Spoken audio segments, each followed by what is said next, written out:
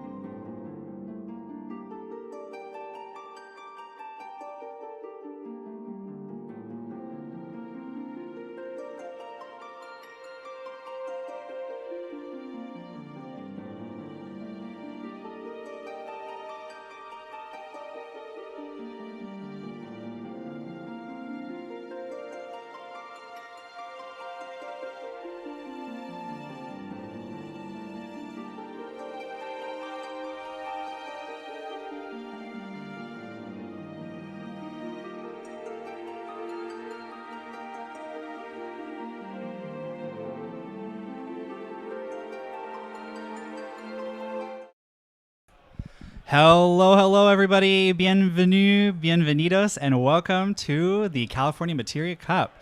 I will be your host today on stream. My name is Alex. I am also Forwards of Light Online. And with me today is... Milo here. Also going to be commentating for at least one of the days. And then we'll have a special guest tagging in. Not sure who yet, but someone else will be paired up with Alex for day 2. And we are just about to have the player meeting in a few moments. We have 59 players today coming across from all around North America. We're very excited to be able to host them here at King Kong Comics and Games here in Dublin. So with 59 players, we're looking at 6 rounds. And yeah, we're going to see just what people are playing for this meta for Dreamlike Oceans. I'm particularly thinking that we're going to see a lot of Wool 7. It was very well represented in Kansas Materia Cup, especially in Top Cut. Probably see some Mono Fire, as well as some interesting tricolor decks and some Ice Wind Crystals. What do you think you're going to see today, Milo? Yeah, similar. If you guys saw the Kansas results, as Alex already mentioned, Wool 7, Mono Fire, and Crystals were the decks that had multiple showings in Top Cut. Another deck that I think we'll be seeing today is also MBM, as it won the Materia Cup over across the pond in Europe. So that's another thing we'll be seeing. It plays pretty well into Wool 7, so I think it has a favorable matchup coming in this weekend. And there's also, a lot of other decks that did well, and were also just singular decks. 2 out of the top 4 decks in Kansas were single copy decks. DN's Chark, Sydney's Refia. So we'll see if people choose to pick up on those decks, or if they remain to be, kind of just rogue players' choices going into the weekend, and it's more of a teching for Sydney than a teching for Refia situation. But yeah, so a lot of different options for the deck. We'll kind of see how it plays out. We'll take a look at the list in a moment, try to get some interesting decks on stream. I think there will be some interesting stuff. Also, an outlier I think we might see is monsters. Well, even though Realm got banned, there's still a lot of ways to cheat out monsters. I think the new Golbez is interesting. And also, because no one's really respecting monsters, you can get away with playing a lot of lines that normally people were teching for back in the days of Realm. But now, not as much options we're seeing. Yeah, we could definitely see some water lightning monsters there. Maybe water or fire monsters represented in some way. Wind water as well. Very strong for Storm, and that's been having great showings in the Japanese Masters tournaments. And lately, in terms of results, like you were saying, MBM is definitely a winner in the latest European tournament. Shout out to Alex Hancock for winning that one.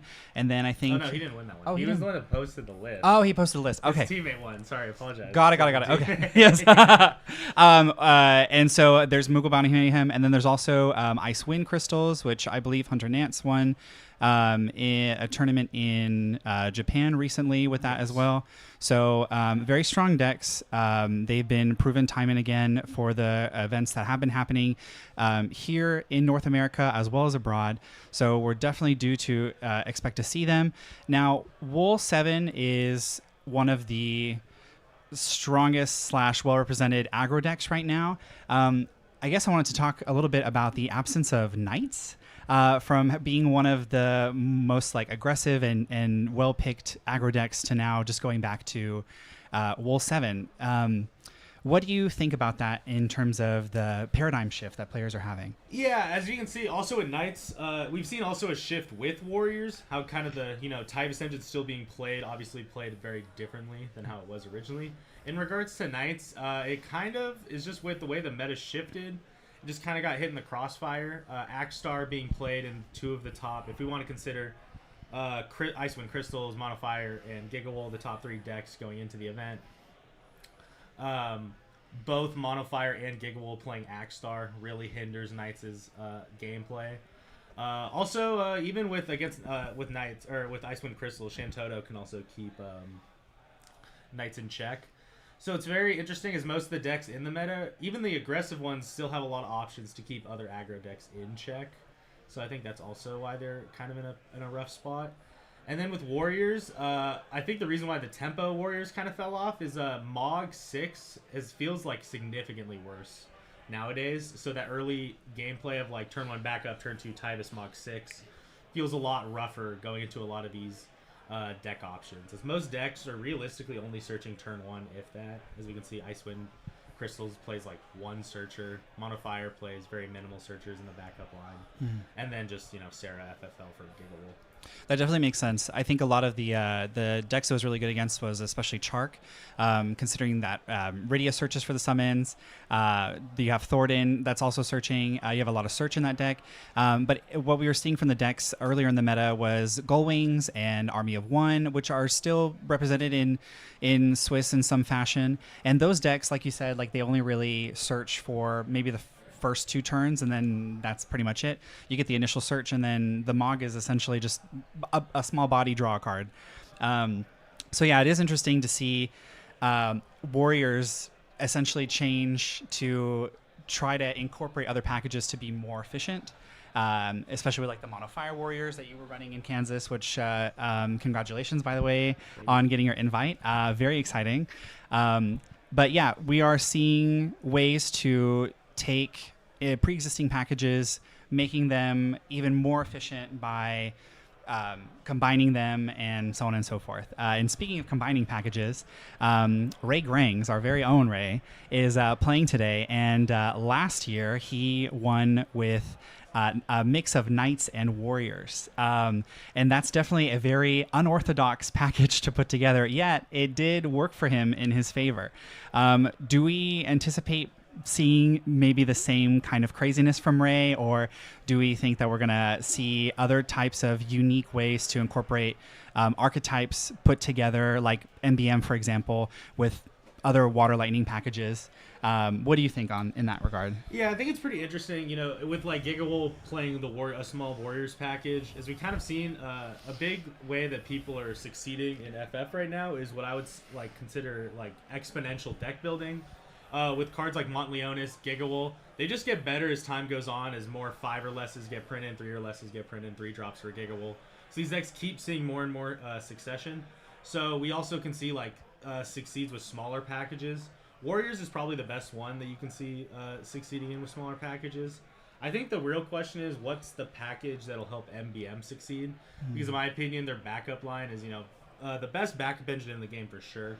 That's not just straight monocolor. That's just trying to crap out 5 backups, we know, with the free 2 drops. But if they can figure out a way to throw in something spicy, or find a way to really push ahead in their forward line, or just everything that's not backups, then I think that deck can really succeed. Definitely. It'll be interesting to see what people do today, if it's going to be more of the same, if it's going to be pushing the envelope a little bit more. Definitely excited to be able to show you guys what everyone's been cooking, what they're playing, and to be able to talk about it and dive into it together. So very excited for today. They should be starting the player meeting relatively soon.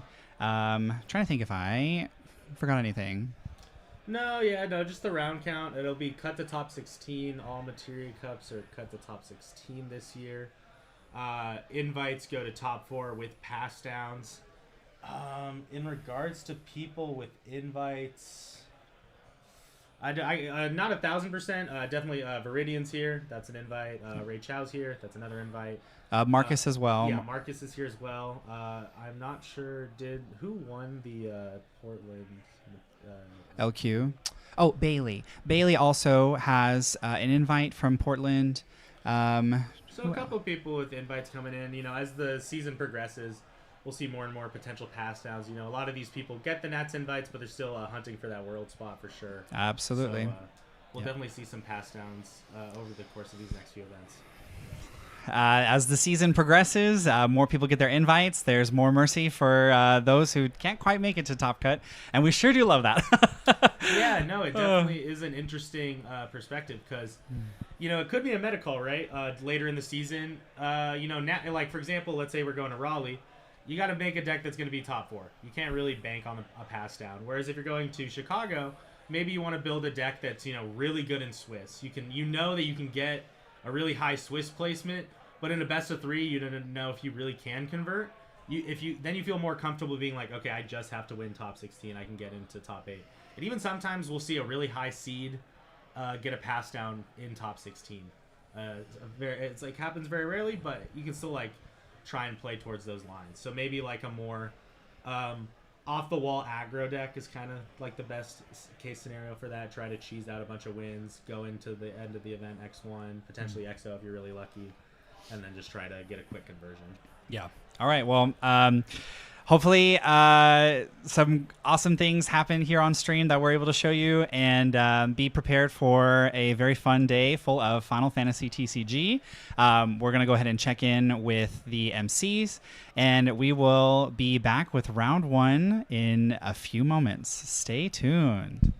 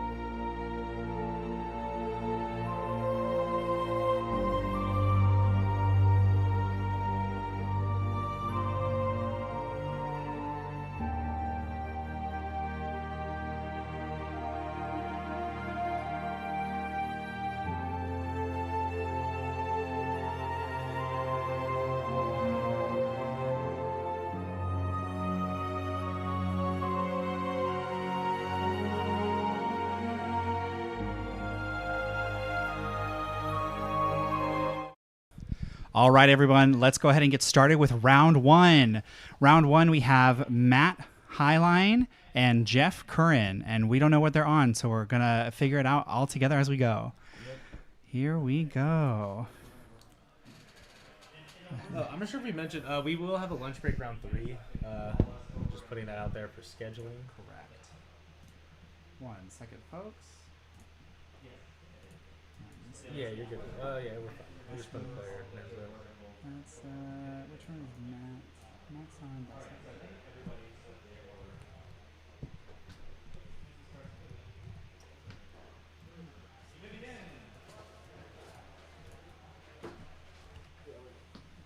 Okay. All right, cool. And let's make it happen. Yeah, first thing is fine. Okay. We are progressing with the... And here is the game now. Just getting the opening proceedings going, deciding on mulligans. Looks like both players are keeping. Matt starting us off. Yep. Actually, I think that's... Looks like Yag Roche. Yep. Looks like we're playing Yag Roche and Lumina. Ooh, we're going lightning round here. And we have a Raijin on the other side. I think this one did bigger. yes. Yeah. So, wait, this one bigger? Yeah. 1 second.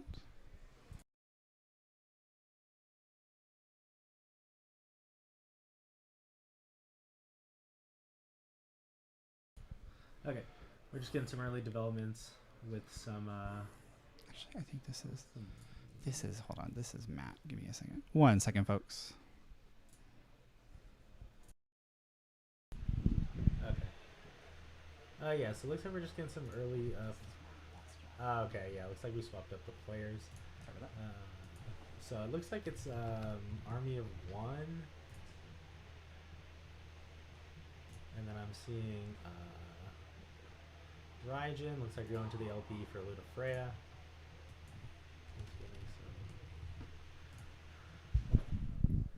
Apologies for that, folks. It's Jeff on the left and Matt on the right. So we have Lunafreya entering right now, about to do the ability. We are flipping. Looks like we see a Lena. A Lightning, a Milo?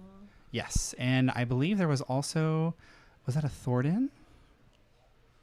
I think he grabs the 2-drop Lightning. Oh no, it's a Thornton. He's resolving the Thornton. Yeah. First now. Okay, it looks like it's a mirror. Unless I'm tweaking. No. Oh, yeah. I think you are correct. Yes. Okay. I think we're seeing 2 different variations of Army of 1. Yeah. We see Raijin on Matt's side, which means that he's probably playing an FF8 combination. Yeah, we saw Irvine. Yep. Seeing the Raijin back up, you assume there's going to be Cypher there. Adia is also probably going to be in the deck. That's very fair. He got 3 cards off of the reveal for the 6 cost lightning.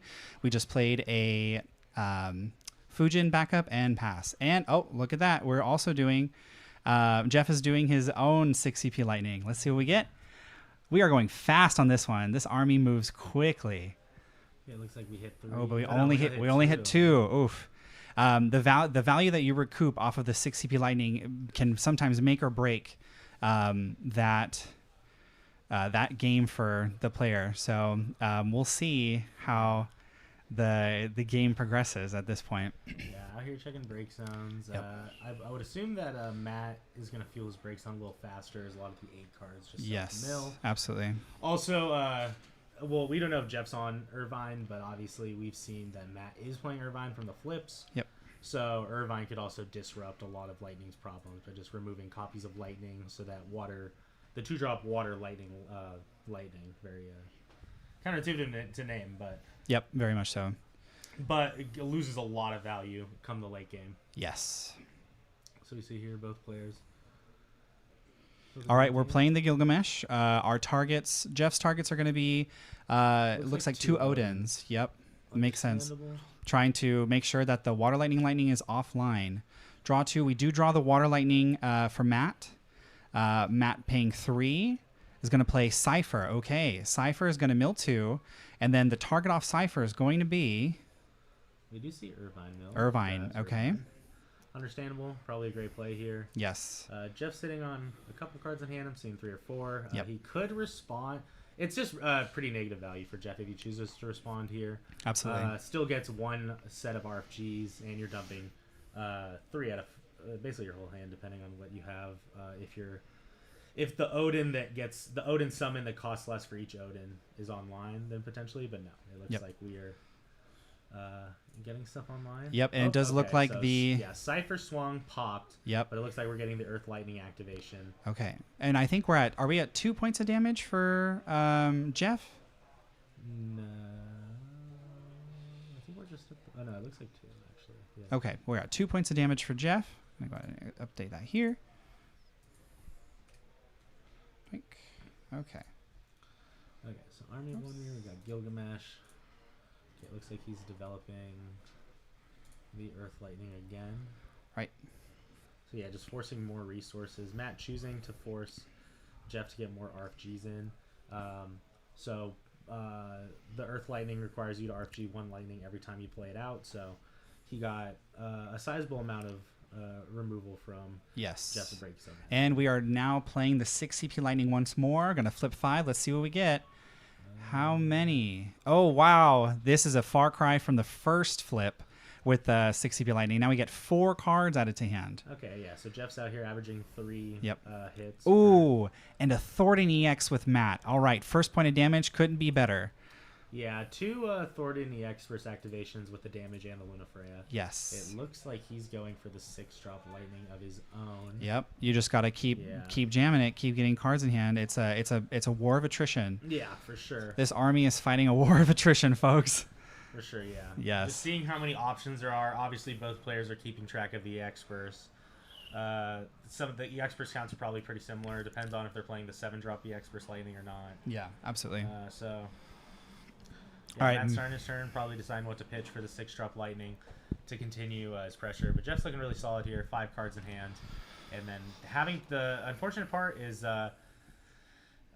since you're both only playing removal, you're only out to Oh, no. Oh, wow. Okay. That was a complete whiff. Ooh. Oh, that's tragic. Oh, Matt. Oh, man. Okay, how is he going to recover from this? What can he do now? Oh, man. That is the worst feeling off of the 6 CP light. And you know what? That's also it's an unfortunate part of combining packages, especially when it's not all in on the Lightning or the Odin. And it's a nightmare that you don't necessarily want to see in tournament or ever. Oh, of course. Yeah. Definitely kind of if you don't want to fly too close to the sun in your deck building, where the more off Lightning options you play are going to be more bricks for your best card in your deck. Absolutely. So and it looks like we're doing the 1 CP Odin because of all the Odins in Jeff's break zone. All right. Clear the board. Oh, man. Upside for Matt is he could potentially, if he hits a burst that gets him a card. And there he goes. Second burst. It's going to be Reeve. Yeah, so if he hits the third 6-drop lightning here on the top deck, he could play it again and potentially try to get back. But just Jeff's in the driver's seat for sure with all these cards in hand. Absolutely. And he's looking at his break zone, his LB, seeing what other options he can do. He doesn't really need to pressure too much. He could do a Lunafreya if he needs to start just pushing more tempo, but I think he's okay. It also depends if he's playing Thornton. Looks like we're just getting a Leo to progress the game state. Completely understandable. The deck doesn't have too much cheap removal for like weenies. Best option is probably Cloud LB, but I think he's okay with that LB trade. Yep. Considering that Matt has already used his Lunafreya. That's true. And now we're playing. Jeff is playing Aldo. Going to go ahead and search for a Lightning Forward. What Lightning Forward do you think he's going to play or grab? Probably the third 6-drop Lightning if he has it. If not, it's Hope. Okay, looks for Hope. Okay. Probably can just develop a little slower. He could also go Hope and a Sarah. Is another option. And as I'm looking at Matt's hand, it does seem that Matt only has 3 or 4 cards, right? He has 3. He was top decking, and then he hit the that's right. So, the 6 CP Lightning whiff was just too unfortunate. Yeah, playing a 6-drop that does nothing, definitely not great value. Yeah, especially because you're not able to trigger the Lightning ability unless you have the Lightning or Odin in your hand to be able to discard. Yes. So let's see how Matt stabilizes from here. 6 CP, we're going to go ahead and possibly play our second Lunafreya. Probably. Yep. And would you look at that? Yep, there we go. Okay, yeah. so Jeff's still in the driver's seat. A lot of LB usage getting spent. Seems pretty solid for Jeff here. Best first will be another Thornton. I'm seeing Odin's and Lena's. Okay, and I'm seeing some lightnings. Yep. So all sort of draw bursts. Looks like we're grabbing the Lena. Not sure what he gets off the draw. Yeah, makes sense. Yeah, just to plays the Lena. Understandable. Yeah. Try to just develop something for some draws. Hope for some good bursts. Another Reeve, another Thornton. Yeah. Oops.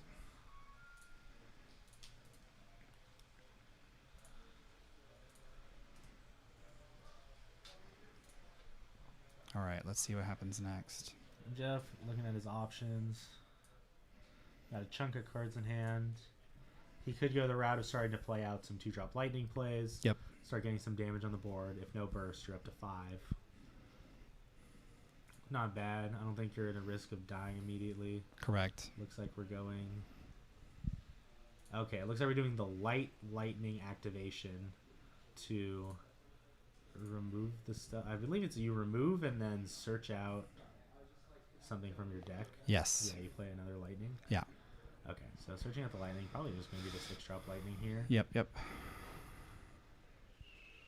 Just looking through his options, seeing Yeah. what he's got left in his deck, what Seems burst like can it. benefit him, what are his odds of hitting. Seems like it, yep. So no, it looks like he's going to play out the 2-drop lightning here. Yep. Probably looked at his deck, saw that the math wasn't in his favor. Not sure if he already pitched the third 6-drop lightning. But yeah, here you just want to be just start putting pressure. Forced to clear the board. Again, because both of them, no ice here, so you have to keep killing this lightning. So Yep. you want to start playing the 2-drop lightning as fast as possible. Very true. So damage. Okay. No burst on those. So Matt's now at 5. Yep. Matt's 5 up points of 5 damage. Starting his turn. Luna Freya. Even if it dies, it doesn't matter because he only has an LV1 left. Correct. Looking at his options in hand. And I think I saw a Stinian. I believe Jeff is at 3 points. Yes. Okay. Hard to tell. Yeah. Jeff likes to put his damage in a pile. Yeah. Bear with us, folks. Yeah. All so right. Here, can't get that much hasters. Yep. And limited options, but what can Matt do here? We're seeing, is that a Dia? Yeah, I'm not sure if it's a deer. It looks like Oh, a it looks Dia. like either a Dia or a Cipher. I'm pretty sure it's a Dia because I see a side profile. Correct. So Yes. Could be. We need to try to remove some of the forwards on what's it called, on Jeff's side of the field. Yeah. You gotta At least the limit breaks, because if you keep the lightning there, then it's not possible to play another Okay, lightning. so he plays his third 6-drop, and does it at least make up for it? we get two cards. Ugh. Two cards. Yeah, not great flips. Not great, but better than 0. Yes. So here, you want to clear out. Oh, there you go. Yeah, you want to clear out all the forwards besides 2-drop lightning. You're at 5 damage, so you can allow one more swing in of the 2-drop lightning. You don't want to kill it and then allow him to. He has to kill it himself. Yeah, essentially. you want to make him kill it himself and has the cards. He does have a lot of cards, so I wouldn't be surprised if he has the option to. If he has another one of those 1-drop Odins, essentially. Most definitely. He's at full grip, I believe, right? Yeah, 4 or 5 at least. Yeah. Looks like we're doing an Arise activate. No. Oh, and here we go. Just we have a Leo. Okay, so Gotcha. limit break's meant for Matt. Yep. Just want to start filtering some bodies. Also, Leo, really good to chunk block into the lightning. Yep. Make it so you can live for 2 more turns, assuming that Jeff doesn't follow up with any removal. Yeah. However, a Cloud LB would be really solid for him right now. Absolutely. I think Jeff still has 4 LBs left. He Yes, played the Gilgamesh and the Leo only. Yeah. Yeah, So he has it's half his LBs left. Matt is spent on LBs. very much a possibility for Jeff here. If he can just get the lightning and the Leo through, that might spell. Yeah, even with the early removals from the Irvine play and like the Gilgameshes and stuff, both of these players definitely have enough Odins and Lightnings to start resolving these 2-drops. I'm not sure how many 2-drop Lightnings are in the break zone, so that might be a specific factor. But definitely have like lines to set up. Obviously, can make plays to kill your own Lightning, resummoner. Absolutely. Jeff definitely thinking about what to do. He has a lot of options out of his hand. Oh, and Sarah. Sarah will definitely be able to push for damage if Jeff is able to play a third one, right? A third category 13 forward. It's possible. Water. There's some. I don't think there's anything in the LB. He might just play it to pressure. That's true. Essentially, Sarah does the cloud effect, but also, comes from hand. So Oh, and here we go. Here we go. Yeah. So. Oh, and that is and unless Matt has Nope. and that's gonna be it. Yeah, unless Matt had an interaction we knew there. that Jeff had that hope from an earlier yes. search, and drops it after to get the damage. Yep. In. And that's going to be it. The fight between Jeff Curran and Matt Highline. Jeff wins, dealing 7 points of damage, and then Matt Highline takes the loss at with 3 points of damage dealt. 2 or 3. Yes, and then. Wow. What an interesting display of Army of Ones. And similar to what we were talking about before, with how we would be able to combine packages together to try and be more efficient or try new things. It's fascinating seeing Final Fantasy VIII with the Army of One package, which on paper it makes sense. You're playing very aggressively. Irvine is a wonderful card, especially in the mirror match, to be able to get rid of the Odins and the Lightnings continuously, so on and so forth. And Cypher is really also very good to apply pressure. And then we see from Jeff a more category 13 centric build, playing the Hope and the Sarah. Very Army of One varieties here in the first round. This was definitely a lightning round with how fast they were playing. It was kind of hard to keep up. But no pun intended, for sure. Yeah, absolutely. What did you make of that match? What did you think? Yeah, no, definitely. At the end of the day, it's a war of attrition. Sometimes with flip 5 decks, one of them's just going to flip better. Flip 0 is just really unfortunate. After that turn, you saw that Jeff immediately had a 3-card hand minimum lead the entire time. That also just gives Jeff way more options to play with. Yep. Sets up future turns a lot better. Matt might have good cards that he might want for later turns, but he has to play something now so he still stays in the game. Yep. But I think both options definitely have merit. I did like the Cypher Irvine line. I thought it was a solid play. You do need to see the backups, but I didn't think it was bad. Yag Roche from Jeff I always think is a great choice, especially because a common strategy against Army of One is, freeze whatever lightning's on the field so that they just can't get any value from it. Yeah. Just try to leave it freeze the entire game. Yeah. So I don't think it's bad. I don't think both options. I think both options have their merit. Obviously, one just flipped better than the other. Yeah. We'll see how both of them do throughout the day, but I think both have merit. Army of One's made top 16 a couple times. So. Yes, absolutely. It's definitely a deck that'll get you there. The deck is a fast, technical, pseudo aggro deck, and it can be very oppressive if you're not ready to deal with how tricky it can be, especially with breaking your own lightnings and being able to replay the water lightning and continue that aggression just based on the sheer amount of cards that they have in their hand off of flipping into the 6 CP lightning. And unfortunately, to the benefit of the deck and then also to the detriment is that the 6 CP lightning is very strong, but just like all the other flip 5 cards, it is a flip 5 mechanic, and you are at the mercy of the statistics of what is left in your deck. And sometimes you just get a full grip back into your hand after playing it, and that is just sweet value. And then other times, as we saw today, it doesn't always work that way. And when that happens, Army of One, which very much relies on its momentum, if it stops it at any point in time, it could be very difficult for the player to get back up. But kudos to Matt for sticking it through and trying to find ways out and playing to the best of his ability. Kudos to Jeff for the victory. Anything else you wanted to say about this round? No, solid plays from both players. Unfortunately, sometimes the flips aren't in your favor, but you just got to take it with stride. The way I always see it is for my mental, I always assume one round you're just gonna not get the draws you want, and then you just got to live with it. Yeah. And just keep going. I fit, especially with the lines that were happening on Matt Highline's side, with the Cypher and the Irvine, it looked good. I don't think that the plays were bad. I liked the plays. It looked like a strong line. Unfortunately, with the way the matchup works, you're both killing each other's stuff. And that's when Army of One is the best. Yep. Is when you're constantly playing all the cards out of your hand and you're repeating all these really powerful autos and getting this value. So I think both players' choices were solid. We'll see how both of them do in the rest of the tournament.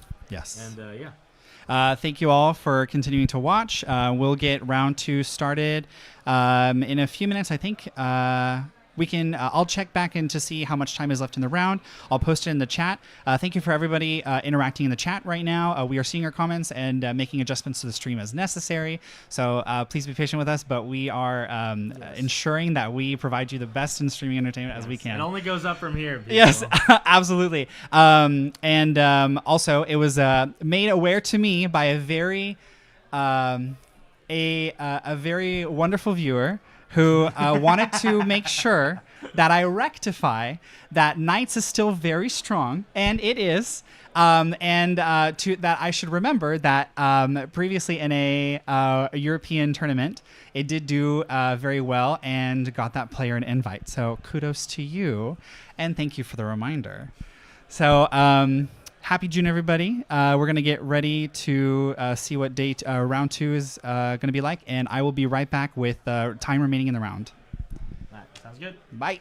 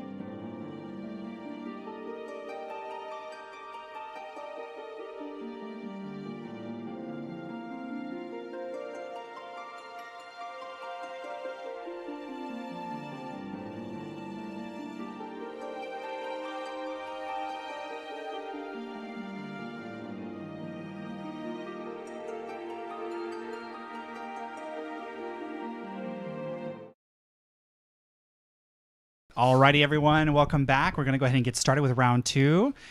Here we go. We have Ronald Magpante versus Mike Powell. Starting us off, we have Ronald. Ronald is playing, looks like he's playing Mono Fire. Starting off with Naji to search for Tyvis, tried and true combo. And looks like he's pitching Mog to play Lena and passes to Mike. Mike now taking his turn. Let's see what Mike is playing today. Mike Naji. also plays a Naji. Oh, is this another mirror? Interesting. Looks like we chose two mirrors for today. So we got more warrior mirrors. Let's see how Mike chooses to pitch for this. Let's see if we can get some information. I see Ama. Yep. Ama, and I believe that is Kuchulain. Okay. Ooh, I wonder if we're playing. Oh, this is okay. Fire, water, warriors for both. Interesting. Yuzuki. Yes, getting Yuzuki as opposed to Tyvis, which probably means that Tyvis is in his hand. Yeah, very solid for the mirror. Yep. Very few ways to get around it. Yep. If you're not in Mono Fire, I think it's just like Kuchulain, and then Absolutely. or if you play some outlier summon, but. Mirror, mirror, back to back. It's like you're my mirror. Oh, my mirror staring back at me. Looks all like right. Mike is. Oh no, it looks like already passed. Yep, 5 cards in hand for Mike. Looks like it's Ronald's turn. Let's see what he does here. Now, in the mirror for warriors, in your experience, what do you think is the most important part of like trying to get ahead of the other player? What do you think?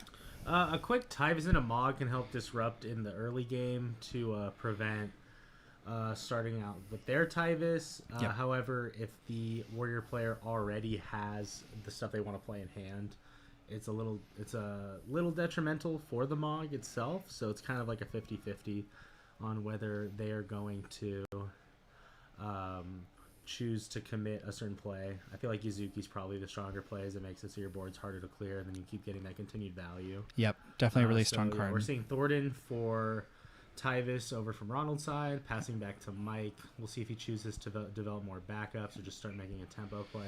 I believe Ronald now has 2 Tyvises in hand. Yes. So he is ready for the back-to-back Tyvis play, and off 3 backups, it's perfect. All right, and now we're going to go straight into Tyvis with Mike off the 1 backup. Showing he had the Tyvis, probably didn't have much he wanted to play. Looks like he's pitching Ward and something else. Could we see the Mog be, what is it? Could we see the, looks like he goes Tyvis grab another into Tyvis. Tyvis. He already has Yuzuki. He's probably going to play Yuzuki here. Yeah. And just create a really annoying board state for Ronald to clear. Yes. And interesting that they both have Tyvises. So again, like the previous mirror, it was just lightning. Now it's going to be Tyvis. I will mention that Zidane is in Ronald's break zone, so we could see a Zidane come out and try to disrupt the Tyvises. Very fair. So it looks like... Oh, okay, sorry. So Mike is playing Fire, Ice, Water Warriors, it looks like, as he played... I forget the name, but the one that cracks to get back a warrior, the Ice backup. Yes. Mike looking at his options as Ronald decides how to start his turn. Obviously, a 5 CP Tyvis here is not a bad play. Yep, absolutely. Pitching one from hand. It looks like off the Tyvis he played the call. Was that right? Yeah. Okay. No, he played the backup. Gotcha.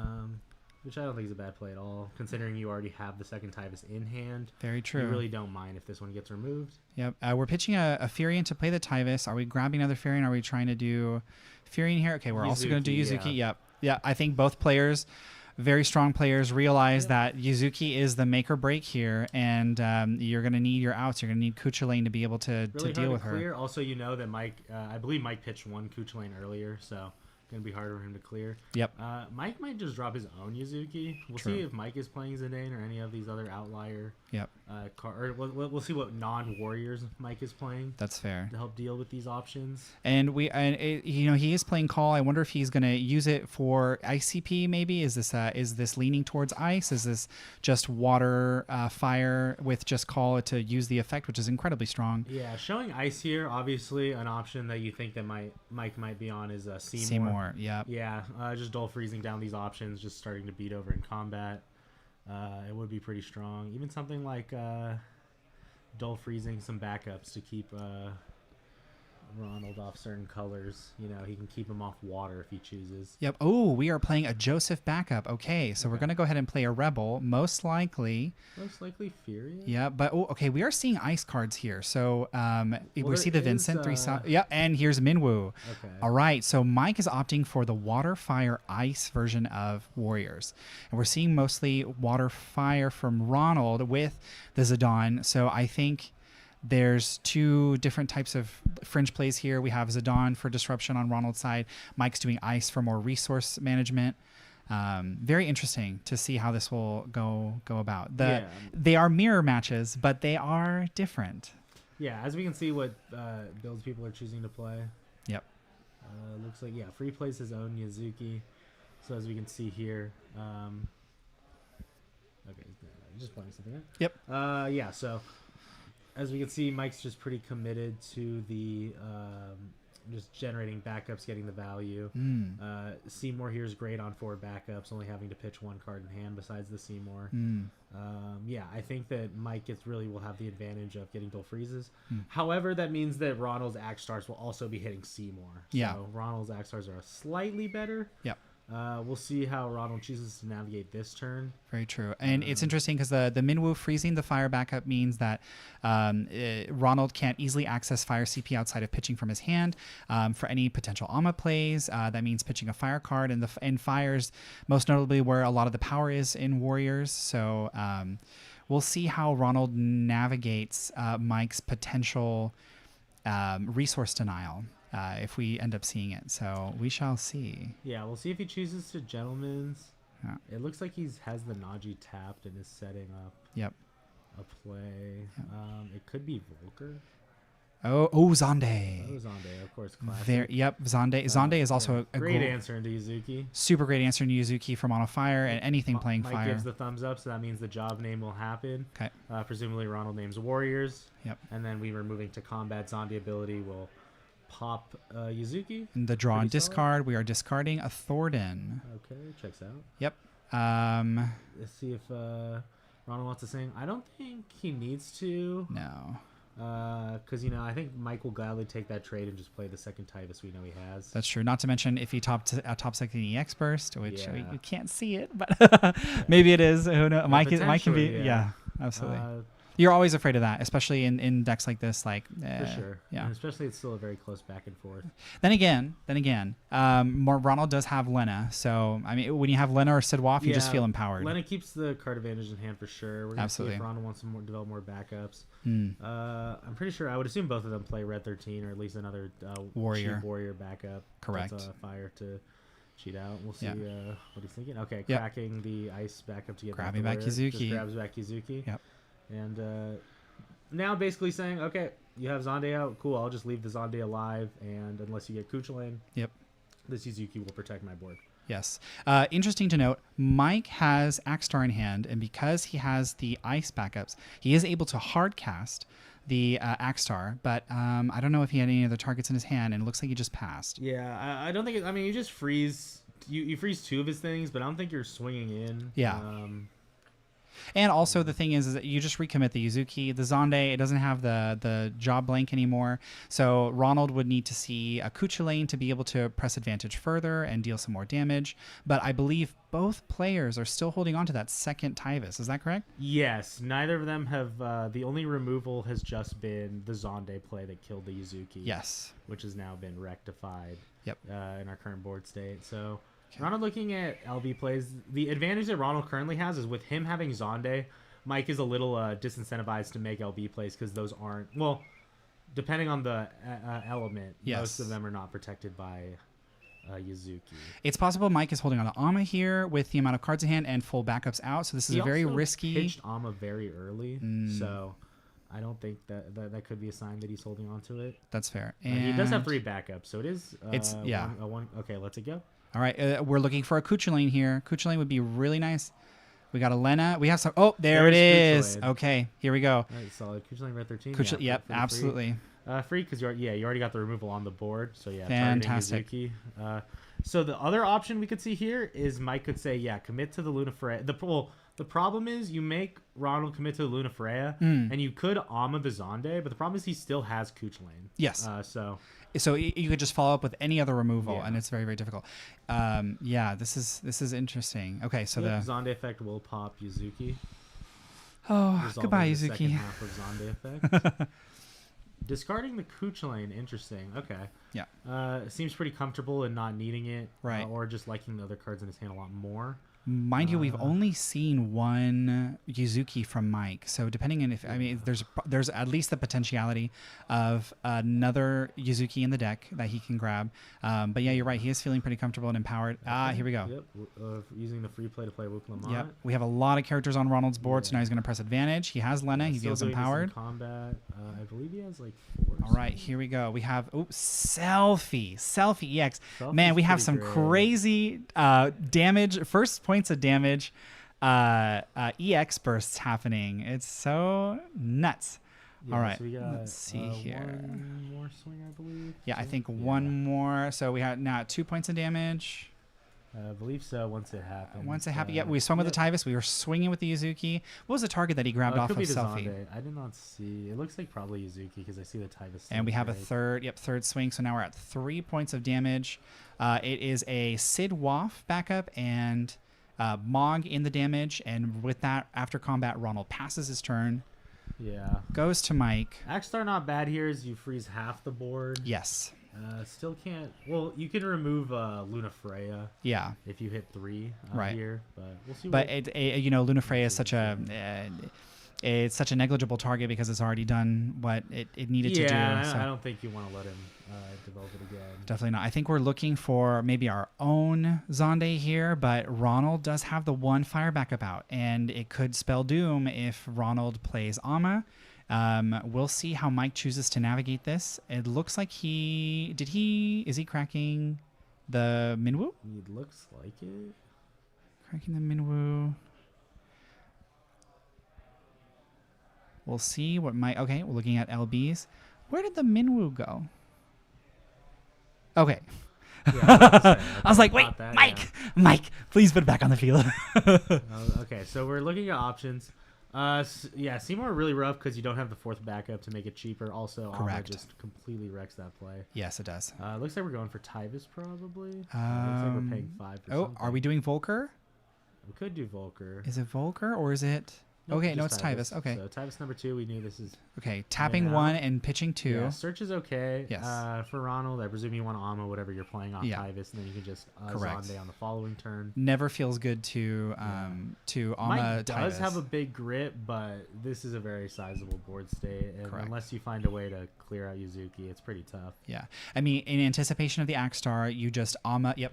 In anticipation of the Axstar, you will Amma the Dull Freeze. The play is usually not as prevalent as the crowd control given from the the broad Dull Freeze effect. The best play is like Wuklamont or Ward, Yes. so that you can finish off Luna Freya just Yeah. to get a body off the board. And then Wuck, even if Axstar dies from Amma, Wuck will still deal the 7k, so there is a follow-up, and you can get the Luna, yeah.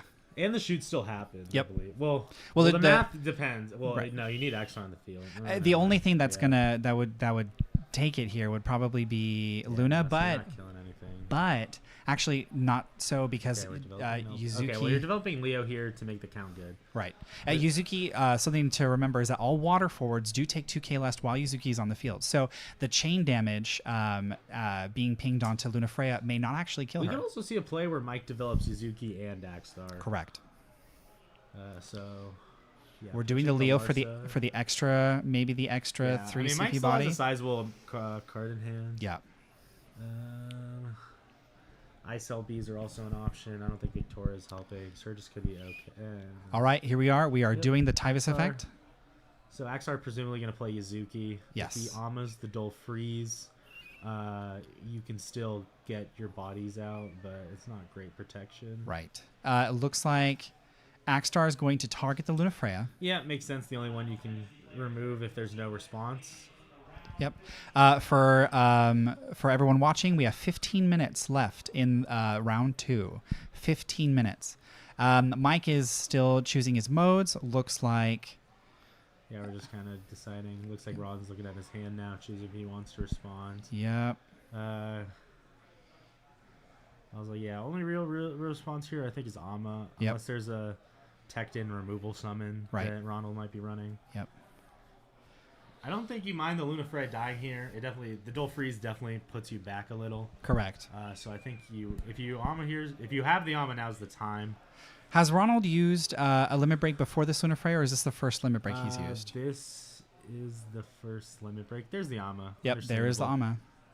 Yep, pitching Tidus. Probably was just thinking on what to keep. Yep. Yeah, so here, now Mike can pivot to what he plays off the Axstar. I still think you play... Well, the interesting thing is Axstar can play Axstar. So... Well, no, the Dual Freeze doesn't happen. Oh, no, unless he's... Oh, he canceled... Oh, he canceled a play. Oh, interesting. So, okay, so he lets the Dual Freeze happen. Fascinating. Feels like he has enough to keep removing the options on the board. I think he's going to play... Is it Waklamot? No, another Axstar. Ooh, okay. Here we go. So now here he can play Yuzuki, and now he still kills Lunafreya. Correct. Okay. I think maybe in Ronald's mind, by also Dual Freezing the Tyvis, that's one less. Yeah, it also locks him down. Yep. And the way I think also the line in Ronald's head is that the Lunafreya is going to die regardless. So correct. You don't mind it getting Dual Frozen. Nope. Because I mean, it's the only thing that can be targeted. Is still getting the value. So Leo's going to die here. So long as Zonde is on the field, Ronald is still going to eliminate something one turn at a time. Just really showing the power of Zonde, right? Yeah. Just this repeated removal and showing that Mike's LPs are just going to be consistently slightly weaker. Obviously, Ronald going to LPs. What's the count here? I'm counting 7 things on the board. We could see Tidus. Interesting. Yes, that is very, very possible. 3 pit. Yeah, if he has the water CP in hand. Yep. He very well he could. needs 1 water card in hand and he can do it. He very well could Tidus. Yep, absolutely. And then Waklamot and Zonde are just going to eliminate something while in combat. Yeah. Because now you can just tuck, probably a pretty good option. You can tuck the Yuzuki. Yeah. Really get out of the equation. Yep, exactly. And then you put Mike up to 5 damage. Yeah. What backup do you think he would put to the top? Would it be Minwoo? I would do Minwoo just to get him off ice. Keep him off fire. Absolutely. Because assuming now, if you're playing Tidus, unless you top deck, presumably Ronald will keep the fire Naji up. Yep. If he top decks card plus Amma, but you're assuming that you're not, so you want to get him off ice so he can't see more. Okay, so we're opting not to play the Tidus. We're going to go ahead and play the Lunafreya again. Okay, just wants to get more value. Yeah, probably more value. Maybe another Kuchulain, who knows? Yeah, okay, well, there's Amma. Axstar. Selfie. Selfie is a good one. Good. Yep, and Call and Ifrit. Okay, so showing that he is playing some ice, or a little bit of ice at least, probably just the splash to play it off Tidus. Selfie Burst is probably your best choice. Yeah. So now with Lunafreya, only an LB1 left for Ronald. I think Mike has only played the Leo. Mike has only played the Leo, correct.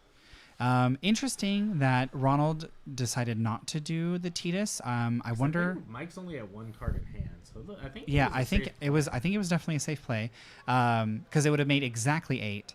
But again, I think it just depends on what was Ronald's hand, because if it was all fire. If it's all. Well, he pitched. No. Oh, yeah. He pitched a fire. He pitched Ifrit, and I did not see the other so he one. might not have had the fire CP. Yeah. It looks like he grabbed back not Selfie.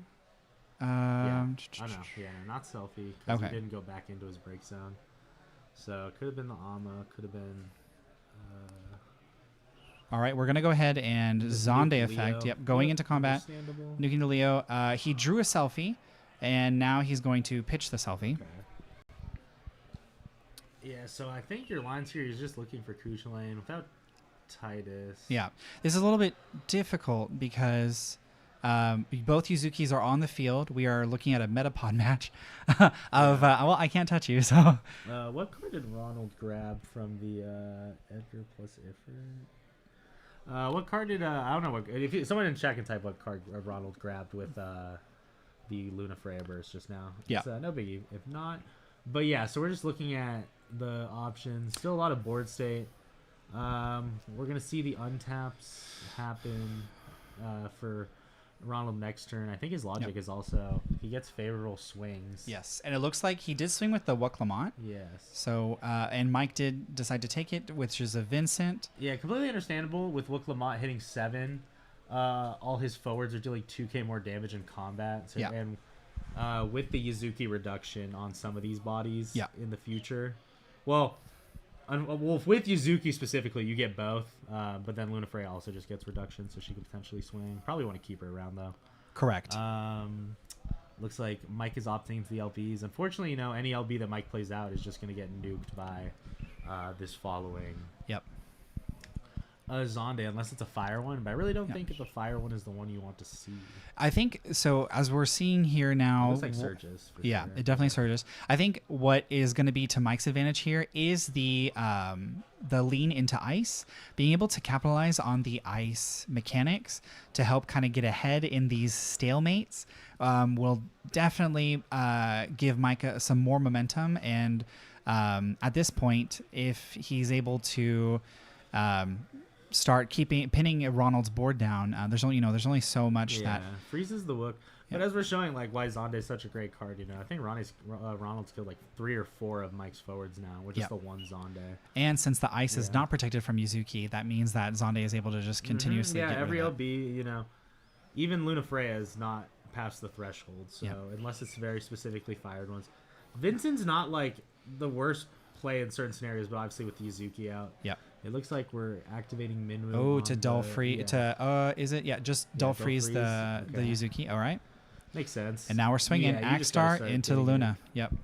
So I believe he has enough. Yep. Yeah. He does. He has the 3.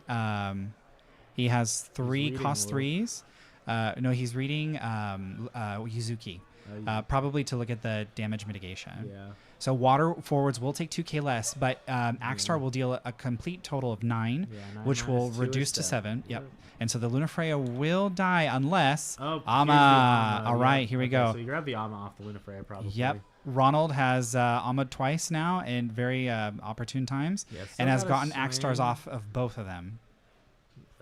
What's the? Maybe he has. Well, I think he's hoping for a burst potentially. Or he's gonna play and there's Cuchulainn. Cuchulainn. We would have liked to have seen it in our hand. However, yeah, he just scoops it up. He's doing it for damage purposes. Ronald already had 3 swings on the board. Potentially, Mike could have played another LB to stay alive. But the Zonde will get rid of the... even with an LB1, Ronald had a lot of options to just clear the board. Interesting. Okay. Yeah. That is a concession from Mike after a very, very wonderful match of the Warrior Mirror. Fire, Water Warriors from Ronald and Fire, Water, Ice Warriors from Mike. Yeah, we saw the one ice backup in Ronald's deck. But yeah, as we kind of showed, Yuzuki was the main play around the entire match. Both players trying to clear it. Ronald was able to sick the Zonde. And not only cleared the Yuzuki the one time, helped clear it twice with the Cuchulainn, and then also cleared out all these LBs in the future parts of the game. So just a bunch of value from an unchecked Zonde. Yeah. Really helped Ronald get ahead. And Zonde is one of those cards that is so unique in Fire in the fact that it is it's a Cuchulainn wipe effect AoE, and so having that ability in Fire anything is very strong, along with all the other like staples in Fire. Zonde definitely makes it as a wonderfully good generic Fire card, and we love to see it when it comes and be able to thwart the board from unwinnable game states. So yeah, for sure helps in like all these matchups. And also we saw like Mike didn't get too much value from the ice in his deck. We saw a lot of backup development, but playing an Axstar without needing Tyvis is always really nice, but no Seymour plays, unfortunately. Yeah. Would have been really solid for him to see. But yeah, both players just, started the war of attrition, but Ronald saw the Cuchulainns first and the Zonde, whereas Mike did not. Yeah. Very true. Very, very true. Really, really great game. We brought you back-to-back mirrors. We will hope to not get a mirror this time. I mean, yeah, I some diversity would be great on stream, of course. Funny that it just it happened that way. We went into it blind, but we got to do it together. So that's a fun adventure. I think time in the round has been called. I think it's just about to be, or it will be. Okay. So yeah, it'll be. We'll be wrapping up, or we'll be getting off stream for a quick break. Coming back to you real soon with round 3. Then round 3 we'll have a quick lunch break, and then rounds 4 through 5 and 6. We'll have no interruptions afterwards. So yeah, we're gonna try to see some interesting decks. What's going around? From what I've seen, kind of what we talked about in the beginning of the day. A lot of the decks we were seeing before, plus a little bit of MBM. Yep. Trying to see if there's any cool, fun brews we can get on stream for you guys next time, for sure. Absolutely. And thank you for everybody interacting in the chat. Very great to see the engagement. KP says, Alex, did you get your karaoke on in Japan? That's the one thing that I completely forgot to do, which is crazy because you're literally in the land of karaoke and fun times. And so I need to remember to do that next time.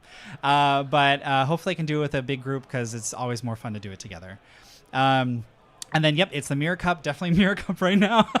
Again, we're going to try to give you some more variety in the future. But for now, it is interesting to see how players will navigate the mirror. Yeah. Thank you very much for everybody continuing to interact and watch. We will be back with round 3. Okay.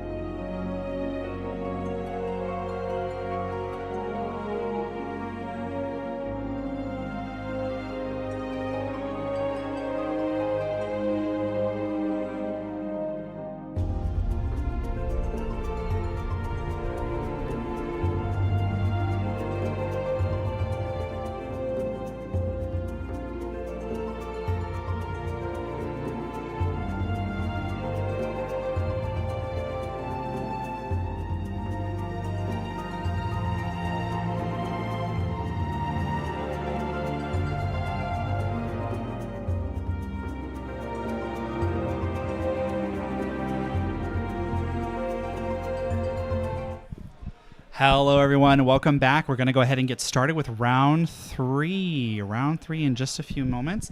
Who we have on stream for you now is going to be Brian Garrity and Chase Strafe. Chase is from California, and he is playing a very unique deck. He's playing Cat 4 Archfiends. Yeah, So- not sure what Brian's on, but yeah. Should be a very interesting match, yes. So we're going to see how this goes. The players are just getting ready in a few moments to start the round. Let's see.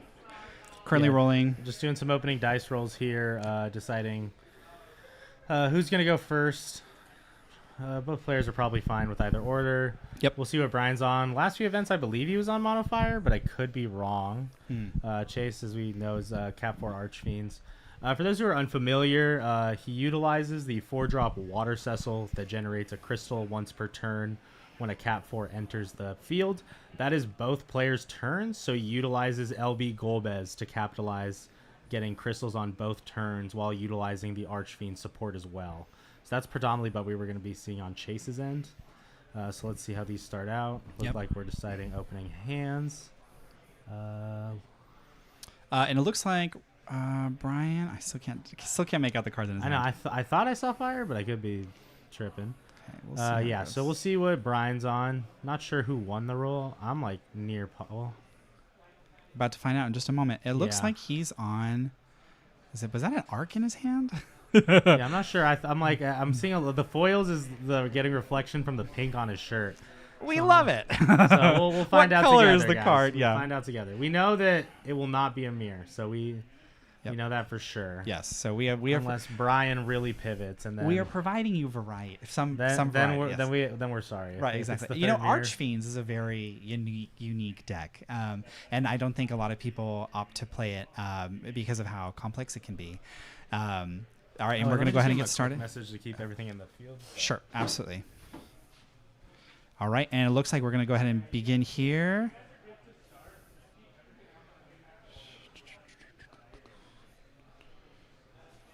Jared just finished his announcement, so the round is about to begin in just a moment. Yep, we're good. Okay. All right. Should be ready to start. Here we go. Here we go. Chase Chase is taking play. Pitching Lena for Lena, and we are passing. Yep. Common line we'll see from Chase is trying to develop an earth and a water backup to play out the 5-drop Yep. Dark Knight Cecil that gets the reduction effect from dealing himself a point of damage. So Yep. it looks like we're getting out. Brian seems to be on Waka. water lightning monsters. It looks like I do see the okay. Shadow Dragon and the Sahagin Chief in his break zone. He is grabbing Thornton off of the Waka effect. It might be mono water monsters because if he's playing monsters, it's probably gonna be Golbez. That is so true. it is gonna be. Ironically, it is a Golbez mirror, Yes. just with different Golbezes. variations. Yeah. Yes. So very different play styles. We'll see how they combat against each other. Yes, So, absolutely. yeah, maybe it is just the mirror cup. in different varieties, you know what I mean? Yes. Right. We are all reflections of each other in some way, shape, or starting form. off with a Leo. All right, here we go. Switch. Trying to dig a little bit deeper into his deck. Chase is probably looking for 4 costs Water Cecil, the Opus 20 Water Heroic, in order to be able to start generating crystals and protecting Golbez, which is his main line of play. Yeah, he could also be looking for a way to just find it. He could go Kolka into the Dark Knight Cecil as well. Yes. Slower line, but mono water, notably really slow deck. Chase probably knows that he'll have a little bit of time there. Yeah. But I do know that there are some like Golbez lines that make it so they can aggressively start like activating their backups. And it looks like that's what we ended up doing. We pitched, it looked like Ama, Cognazzo, and Scarmiglione to play the Golbez. Overpaying Golbez. So here, Chase only has an LV2 left, so it's probably just going to be Golbez number 2 later in the game. Yeah. And just passes it over. So here, Chase doesn't really need to commit. If he pitched an Archfiend, he can always just get Barbarisha. Yes. It looks like that's the second Shadow Dragon, and we're pitching a Cuchulainn. Is that just Golbez? We're paying 5. Oh, yes, that is the Golbez. Yeah. So it looks like Golbez versus Golbez. Here we We'll see go. what monster Brian chooses. Yes. I know Cerberus is an option in the deck a lot. Yep, Cerberus definitely is it. Probably gonna force Chase to spend for removal, but again, Chase can just pitch a card for Scarmiglion. The way that Golbez's cost works is it's 1 and an X, but you can just pitch 1 card to make it 2. Absolutely. So yeah, we'll see. Cerberus has a variety of modes, but I'm near positive it's just going to be breaking a 5 or more. Yep. Also, great thing about Cerberus, it is a 9k body with a fairly easy activation condition, so Brian can just kind of beat face. Something that I didn't know if Brian did was choose the target for the dull or the activation off of a monster entering the field from the 5-cost Golbez. That is true. Presumably, yeah. So So presumably he would target the backup just to get some more tempo going. All right. So as we see here, Chase develops out the Scarmiglion to prevent it. Completely understandable. Has some bodies on board. It looks like Shadow Dragon coming out from hand to pop the Leo. Pretty solid. The thing that's interesting is because the Archfiends all have unique effects and they all technically have back attack using Golbez. If you're not intimately aware of the Archfiends' abilities, you may be caught by surprise, especially in the sense of Scarmiglion being able to give complete hexproof to Golbez. He also has a removal option with Kegnazo, allowing him to just put a forward in the break zone off of Golbez activation. Yep. Looks like we're just reading cards. Yeah, swinging with Scarmiglion here is super safe. Yes. Chase basically saying, let me get a free point of damage. If you kill Scarmiglion, I can just protect Golbez again. Yep. And that's the thing too, is that in this deck, once all the Archfiends are out on the field, you can opt to not delete them or get rid of them. Oh my goodness. What is up with these first points of damage EX burst going crazy right now? We just got the 6 CP Lev targeting the Limit Break Golbez, most likely targeting the Scarmiglion. Bouncing Scarm is pretty free, although it does give a card. Yeah. You can honestly leave Scarm up. If he has a water forward, I would probably just grab it back to actually to get the extra card. I don't know if he has the water forward. But I don't think he does. No, because it's just Sahagin Chief, the Shadow Dragon, and then I think that's a Thoradin. Yeah, so no Ash, no Witch of the Fens yet. What a crazy first point of damage. Man, that is so unfortunate. Yeah, Chase Super on the back end now. He obviously can play his second Golbez, but that means he's out of LBs. Yep. If I'm Chase here, you definitely want to start looking for 4-drop Cecil to start setting up lines where you can start protecting your guys. Yeah. Because presumably Brian doesn't have too many summons, but again, like I think hard casting Lev 6 is totally fine in this matchup if Brian has enough cards to do so. Yep, absolutely. Brian definitely being aggressive, not developing too many backups, but I don't think he needs to. No, not in this particular version. Like you have the benefit of mono water and being able to set up and then be able to play Ash, like very, very strong cards, and still make use of things like Lena. But I think Golbez really does help to stave off any aggression, especially with cards like Shadow Dragon and Cerberus. Yeah. Also, I mean, he's pretty incentivized to just make a tempo play of just developing backups because it allows Cerberus to go online to get those free pushes of damage in. Yep. So it looks like Rosa feels really good here for Chase. He plays the Rosa. He plays the Cecil off the Rosa. Unless Brian has Water Leviathan, the Aqua Terrasso as we call it, then it's just going to go unabated. Really just depends how Brian decides his turn here. If the Cecil can live a turn, then he can develop Golbez and he can start getting a lot of protection. I believe that's a monster. I think it's Sahagin. That is Apkalu. Oh, Apkalu. Apkalu's going to go ahead and draw Brian a card. We're going to go ahead and dulls off Golbez. Yep. Okay. Yep. And here we go. Oh, that is 9 CP Lev. Is Brian thinking of casting it, or is he pitching it to play something else? I don't know if he has the cards in here. Yeah, he's probably pitching for something. Yeah. All right, here we go. That is the Sarah backup, and he's going to go ahead and draw a Princess Sarah, I think. Yeah. Well, I think it's just Hilda, isn't it? Oh, sorry, Hilda. Yep, Hilda. Yeah, 4-drop, draw 1. All these princesses. Yeah, pokes in with Golbez. Yeah, Cerberus is online, so getting 2 more. Second cast. Here we go. So 2 damage. Burst on Chase's end there. Yep. Okay, Chase starting off his turn. Yep. All right, so Chase does have the Cecil on the field. So now what he can do is play the Golbez. It has an extra layer of protection on the stack, which is really, really annoying to deal with, and is a very solid play here. And that's essentially what Chase wants to do, is stabilize with Cecil and Golbez on the field. some brotherly love, if you will. Yes. Spoilers for FF4. Spoilers for like a 30-year-old game. 40 at this point, probably. Oh yeah, right. So yeah, Golbez coming out. The crystal count is growing. Yes. So now here, there's options like Barbaricia and Rubicante for some neutral Archfiend developments. So we'll see how Brian chooses to deal with this. Again, though, if he can keep making 2 plays a turn and activating Cerberus, he just has those big bodies. Yes, Just but free swings it. something to remember. Cecil, yes, there's a 1K pump per crystal. Absolutely. So, and there also is a Cecil S ability, which minuses 5K, which is a nice combat trick for just a S. Yep. Brian is going to go ahead and play a second Opkalu, going to draw him a card and add more characters to his board. He chooses to activate the backup that he used to pay for Opkalu. Understandable, just yes. getting more filter, more tempo. You know, the doll off of the Golbez also on Chase's characters does mean that it lets him waste the crystals a little bit if Brian wanted to go in that route. But because Golbez is online and being able to back attack the or search for the Archfiends and play them onto the field, you're just going to generate crystals that way at least once every turn. So it's very unfortunately, Cognazzo would be 2 cards here. Realistically, this card Megalion's pretty safe. It's also a good combat trick. The way I see it is, like, I don't think Brian's super incentivized to swing, as there is combat tricks. Yeah. I think Brian just wants to develop another backup here. Yeah. Or at least just more value. Yeah. Chase is feeling pretty empowered with the Cecil protection and the crystals. But we're going to go ahead and see what Brian ends up doing here. Looks like Brian has 5 cards in hand. He has a full grip. Gonna tap 2. We're gonna go ahead and play Alchemist, hardcast the Alchemist, and then pass turn.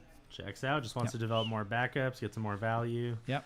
We did see Ash off a Waka at some point in the. I think it was just the first turn Waka. Yes.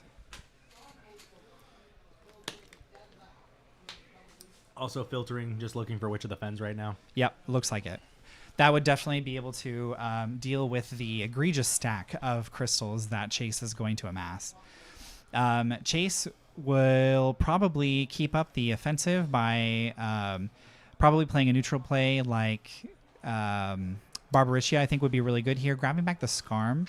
Also, Skarm has back attack naturally, so Chase will be able to play it at any time if he has the Earth CP for it. Only having 1 Lena is... not the most ideal. I think Chase would like to want to...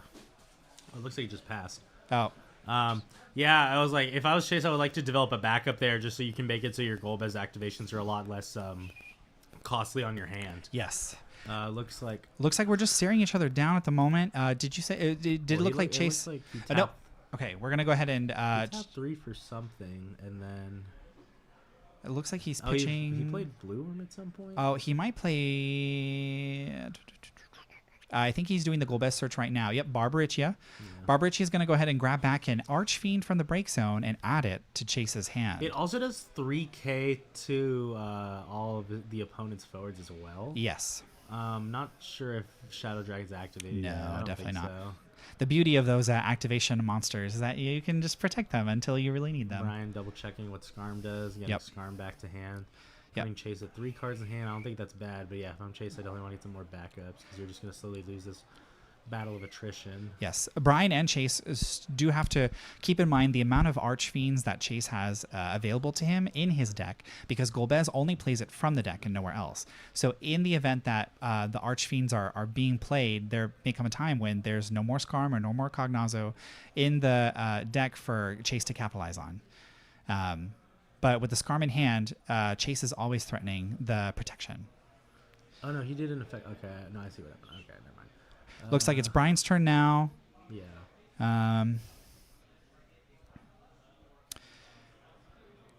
Yeah, what do you think? I think Brian probably wants to just continue setting up backups, get to the mono water part of this monster build to be able to maximize efficiency and try to thwart the Archfiend board as much as possible. Coming down. Yep, grabbing anything. Which is pretty solid. Just another backup just to get to 5. And we're looking for a backup. Yep, we're trying to get to 5. Gordon? The draw 2 one? Yeah. Yep. So yeah, just getting more filter, which is kind of rough here. I mean, it kind of forces Chase to use crystals because eventually... I think you do need a way to start spending these crystals. You run out of fear of like other crystal options. Obviously, we That's don't true. know exactly what's in Chase's deck. Yep. But there are payoffs like Barts, board wipes. Very much so. Things of Those that nature. those crystal cards I've definitely been seeing play in Ice Wind, and I think crystals are feeling very emboldened right now because of all the support. And Cecil is such a great crystal generator when you play into the 4 package. So Brian's gonna go ahead and play that last backup and then pass. He's now fully equipped with 5 backups. Ash is online, and soon Lena will be. As long as Brian continues to develop his break zone and get that Leviathan out there. So Brian's going to probably have options. It's going to be interesting to see how Chase adapts. Yeah, if he can get the 3-drop Lena out, forcing the crystals to protect the forwards that get bounced, that's a lot of crystals spent. And it also still bounces back Lena. We get a damage in. We do get a damage in on Brian. It looks like he was swinging with Golbez. Yes. Golbez is just it's very safe right now. Yeah. The only thing that I think Chase does need to worry about is there is no summon protection unless Skarm resolves. Yeah. So if he was to hit a second, well, there is also Zeramis. He's just going for Rubicante. Yes. The order didn't matter too much as Rubicante shoots for 8 and Golbez is a 9. Yeah, and that's the only forward that's currently targetable. Flexing the full art, of course. You gotta bling out the deck. Yeah, so he's just showing. Well, yeah, he's showing like the damage already happened. He just wants to see the effect. And understandable, Chase just wants to keep getting value out of his deck. Also, it means that he's not drawing a Rubicante. A Zeramis draw would be really strong here to get like Uber protection. That would be absolutely nasty, yes. Yeah, just no backups, unfortunately. It looks like Chase is holding a couple of cards in hand, though. Yeah. So has the interaction. We still have Skarm and Cognazzo. Yep. So Brian really forced to kind of wait and see how... it's weird. Chase still has a lot of tempo in this game, even with the like low amount of backups. Again, like Chase still has to use a lot more CP to make his options now. Absolutely. So all of Brian's plays will be a lot cheaper. Yep. Of course, Brian is playing some off-color stuff, so it might be harder to get to the 13 count as fast. Very true. But we're still progressing a decent amount in this game. We've seen a decent amount of pitches. So. Yeah. I think the only non-water card currently in his break zone is the other Shadow Dragon. Yes. Yeah, so, he had 2 out already. I think he's probably close to around 10-ish cards. Yeah. So if he's not there already, he's very close. Here's the one. Ooh, Cuchulainn. This is a very, very... That's very good. Yeah, this card is great against targeting Cecil. Yeah. Which means that really only Golbez can be protected this turn unless Chase chooses to pre-fire. Yeah. Realistically, I don't think it's bad to pre-fire on Cecil just to keep him around. The only problem is that if you it loses the ability. It does lose the matter, ability, right? Cecil protecting himself. Unfortunately, that protection is lost once Cuchulainn resolves. Yeah. The one card that's very tough to deal with here for Chase is Cuchulainn, because there's not a lot of summon protection unless the Skarm resolves, but that's only for Golbez. Another Blue Worms, Golbez activation, choosing his backup. Yep. So yeah, we're just gonna see more options from Brian, probably filtering for either Witch. I mean, one of his many removal options, Witch, Ash. I think technically if he plays the 3-drop Lightning, he has less forwards, but I don't think he does. Yeah. You could just hardcast Leviathan, but pretty expensive. Yeah. Ooh, oh, Gao. Solid. Gao is a very solid play here. Yes, absolutely. Tucking the... turning on the Opkalus. Yep. Once this Cecil's gone... a lot of Chase's ability to stalemate the board is gone here. Correct. Yes. So most of the protection is provided by Cecil, but only for abilities, and in order to. And the problem is, and then even if Chase gets a board wipe at some point in this game, he still has a lot of these monsters that can be turned on. Yeah. He's showing 3 damage if you can activate Cerberus, which with LBs and stuff, you can just go to Leo anything. Correct. And really get that online. So. With his bottom deck, Brian's definitely at the driver's seat now. We're going to see if he can start killing more. Here's Witch, and because Cecil is not on the field anymore, did we see that Chase used a crystal on the Golbez? No. Okay, well then now it's going to be... I don't think so. Even Actually, if... he might have, but we'll see. He's pitching a card in response. Even if Chase decides to back attack Scarmiglione onto the field to protect Golbez on the stack, there's just a lot of attrition that there's a lot of ammunition that Witch of the Fens has to just get rid of the last Golbez, because this is this the is second the Golbez. last, second Golbez. So that's the downside of LB2s is you only have 2 of them. Yep. As an option. So once this one is gone, there's not a lot of recovery for Chase here. Yep. Dropping another Cecil doesn't mean much when you can't start really flowing out as many bodies as you can here. Yep. And we're really just seeing Brian run away with this, just having a lot of like hidden damage right now with the monsters. Yeah. Looks like he's cracking an Obkalu to kill a Barbarisha. Understandable. Yep. Looks like he's just... Okay, now the search is going to resolve.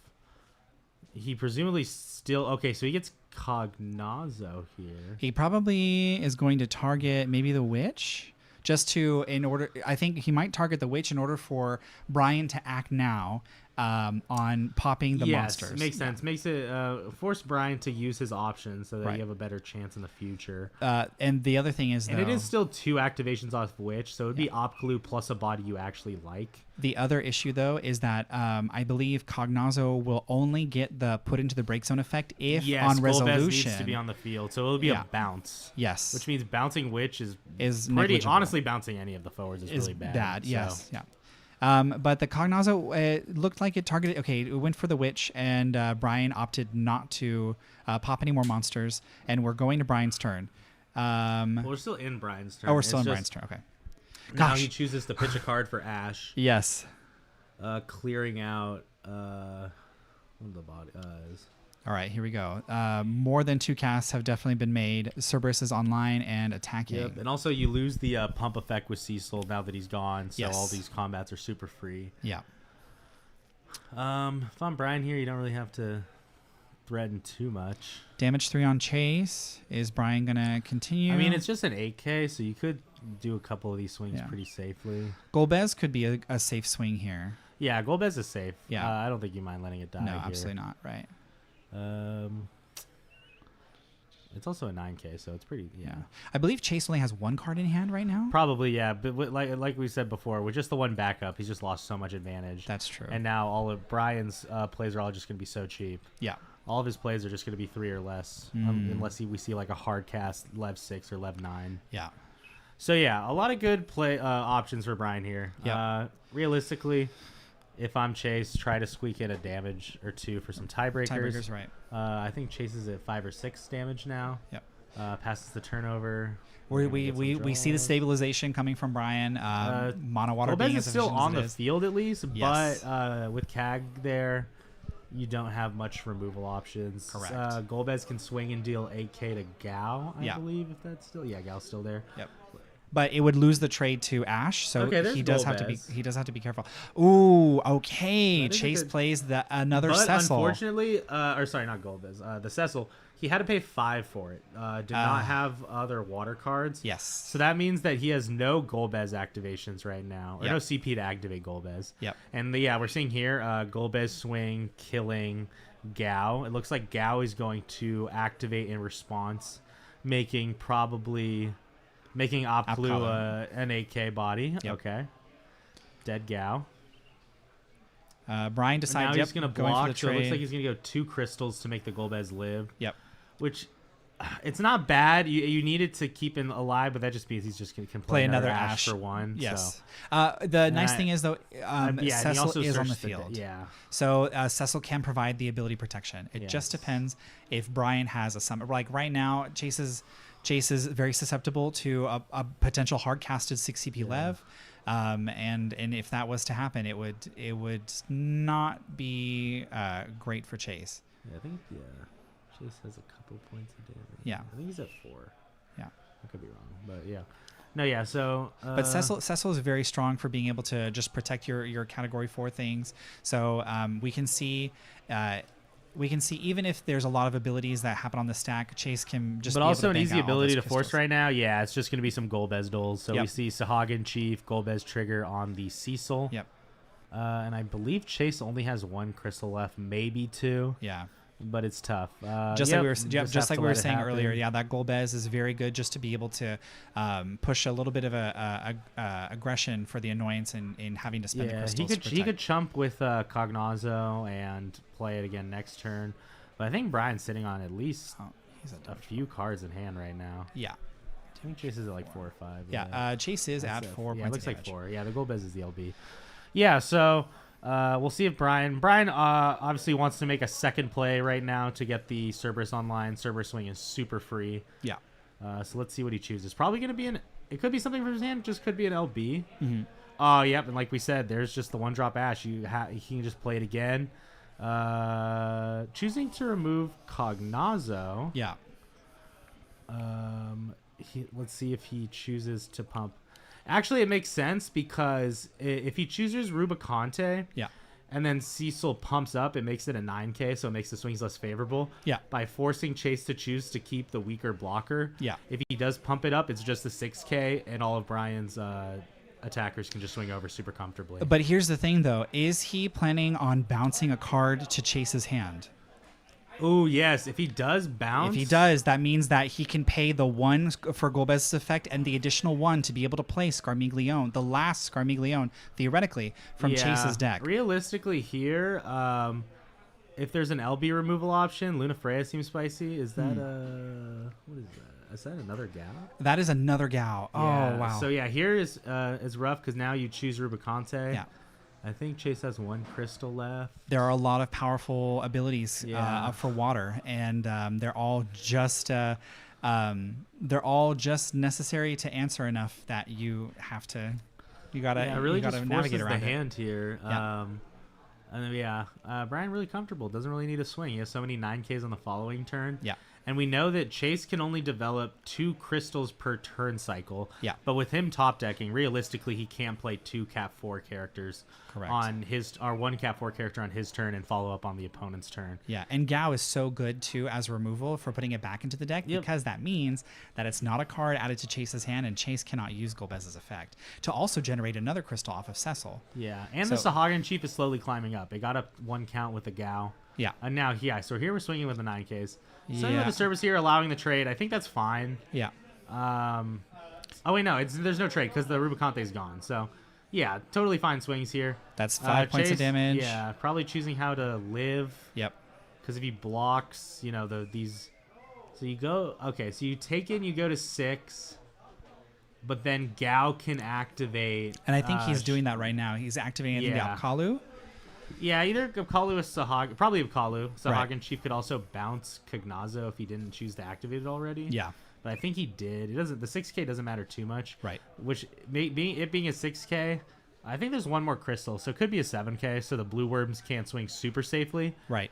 But it doesn't matter. If he gets pushed to 6 as well, he could also do a party attack with the blue worms and then get the Shadow Dragon in for game. So damage is Lena, which does mean he can get a Scarmiglione. Wow. Okay. So here's Apkalu. Yes. So here's the interesting part. While the Scarmiglione does also, so it will be a 2K damage reduction. Yeah. And also another crystal. Right. So that is a nice burst up, but he just says it doesn't matter. Oh, the Scarmiglione's in damage. He's saying, Oh. Yeah, so Scarm number 3 is in damage, so unfortunately that play is not viable. Just going to die out to the swings. Oh.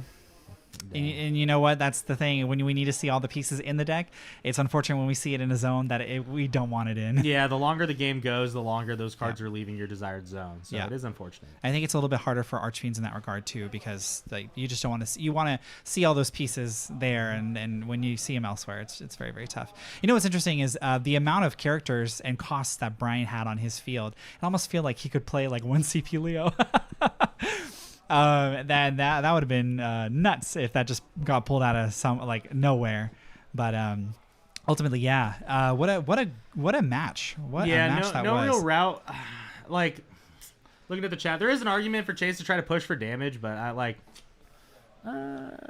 you're not completely you weren't completely out of the game until the Cooch lane. Correct. I think. Yeah. So. Once the Cooch lane happened, it's kind of hard to pivot to start going for damage. I think the game's just kind of over. Yeah. If you swing and try to get a homie damage, but even then, there's no reason for Brian just not to chump with some Golbez or something. Yeah, unfortunately, we want to, like, especially for the Golbez or for the Archfiends line of play, we want that first Golbez to stay as long as possible and try to generate as much value using the effect as we can, preferably with Cecil already out on the field. But man, that first point of damage. Oh my goodness. This is burst, some crazy and first some, damage bursts we're seeing here. Not a lot of backups from Chase, so just slowly lost that attrition war. Yes, absolutely. Mono Water doing what it does best. The longer the game goes, the better for them. Yep. And we've really been seeing, I know that Ryan Chen played this deck in Kansas and bubbled out. Yeah. This Mono Water Golbez strategy. Really solid, especially like we said before in the beginning of the day. People just aren't really respecting monsters. The only cards that people are playing in their decks that naturally beat monsters that they're just playing regardless is 4-drop Alexandre Wind Summon and also 5-drop Cloud. Correct. But other than that, most decks aren't teching in monster removal right now. But as we saw, it's just a lot of value. Getting a lot of tempo to help facilitate your Cerberus with just one extra CP a turn. Yep. Or using it, so as we saw, to just dole down the one blocker that's really stopping you from getting those points of damage in. Yeah, it's with the loss of realm, monsters essentially has to retake its identity and completely figure out a new way in being able to capitalize on what monster related synergies and effects we do have. And Golbez being introduced at the time of our loss of realm does pose an interesting new lines of play, but we lose the same type of like powerful aggressive efficacy that realm has. And so Golbez, you kind of have to be a little bit more thoughtful / creative in what types of monsters you want to bring out with his effect. Yeah, as we're seeing, the numbers just kind of changed. Realm still brought out 3 CP, but it was a 1-drop and a 2-drop. Now Golbez is bringing out a 3-drop. And as we can see, common to Realm, we're seeing a lot of off-color choices. Obviously, you're playing it off of Golbez, but you're not playing it from Golbez's ability. But Shadow Dragon being an off-color choice, as we saw, at really early tempo. Yep. So with Mono Water's game plan, he can really choose to either just, develop backups and kind of gentleman's game it if his opponent's going slow. But if his opponent's kind of speeding it up, you can make the Golbez play and have the really aggressive tempo into Shadow Dragon plus Cerberus, pop 2 things, and now you, as long as you're playing 2 things a turn, you're getting a 9k body swinging at your opponent every time. Yeah, the 9k body it's definitely nice for Water to have as like an early game play off of one backup, especially when you need to pivot to stop playing backups to deal with whatever's going on your opponent's side of the field.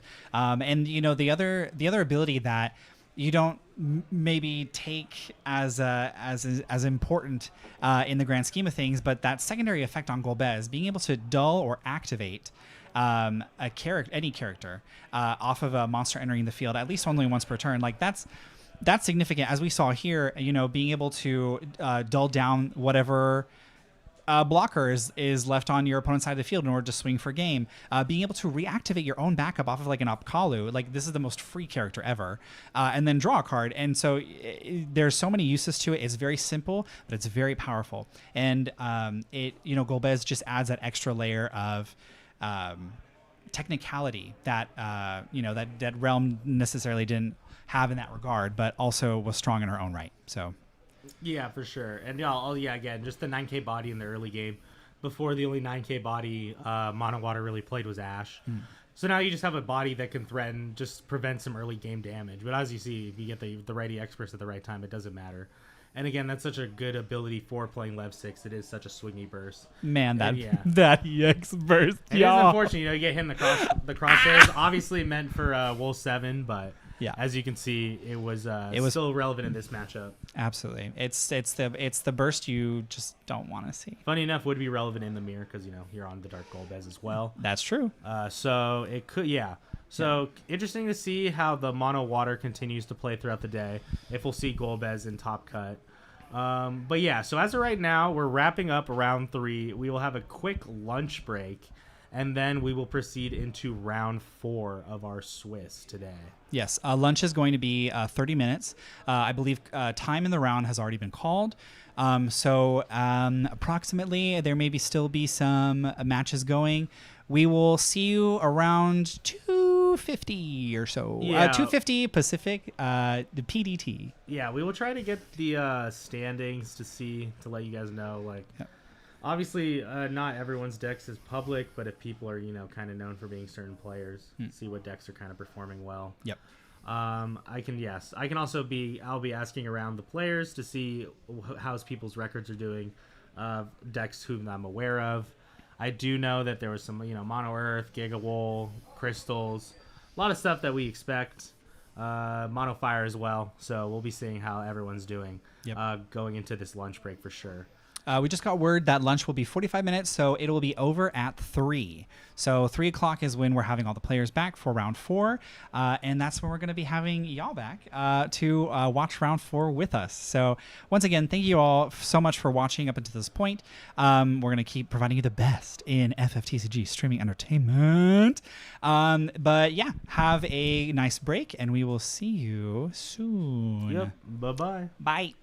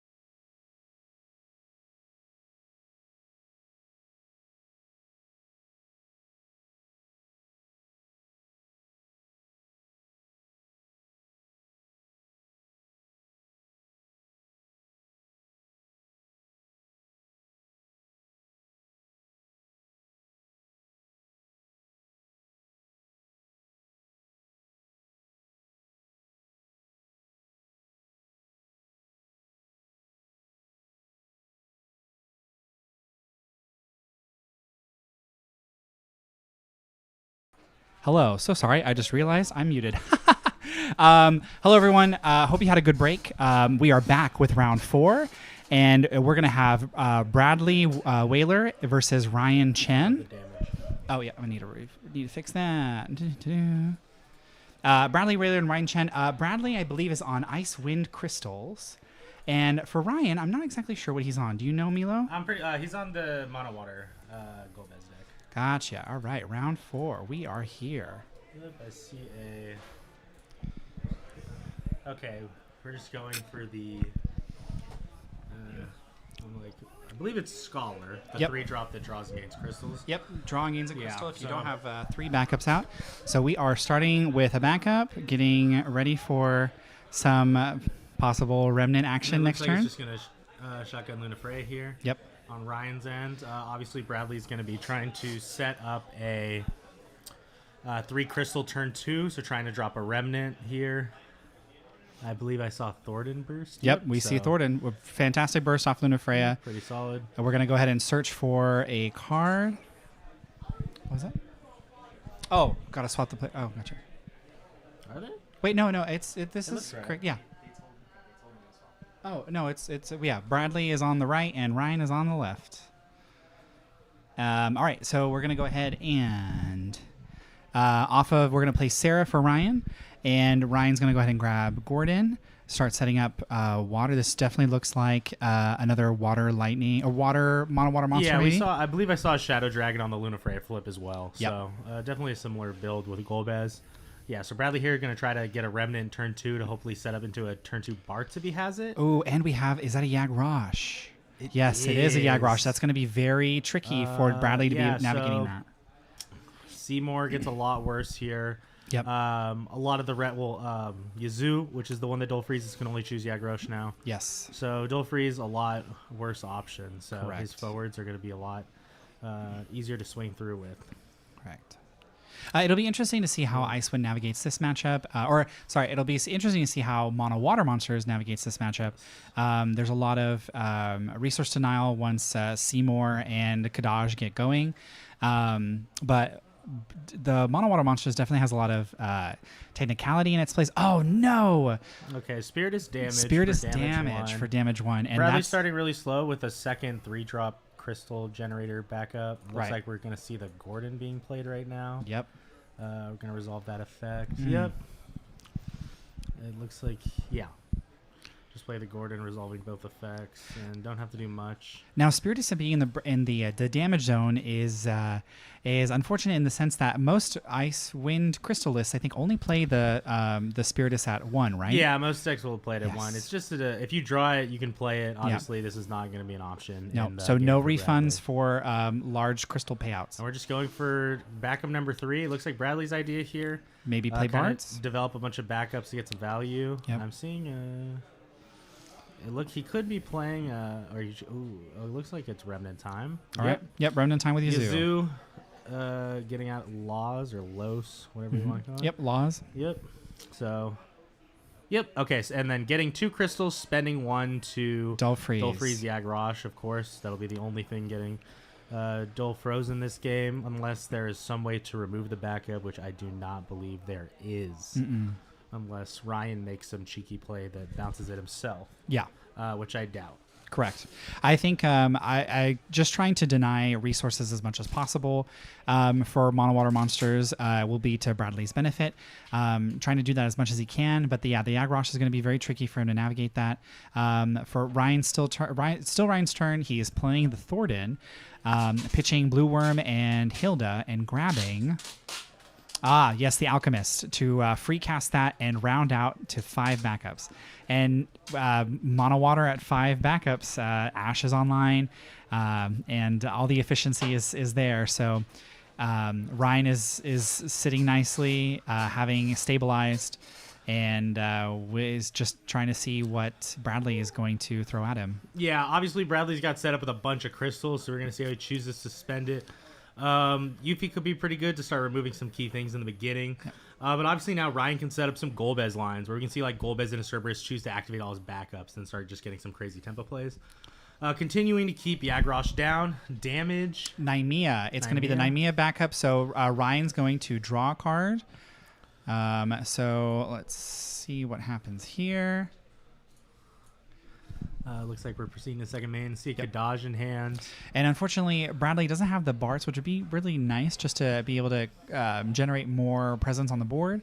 But with what we have, he does have the Kadaj. I don't think Kadaj is bad here. You know, I don't think so either. 5 crystals. Yep. You can choose. I honestly would probably keep the Lunafray around for a bit. I wouldn't want to let Ryan play it again. Correct. But that's true. Yeah.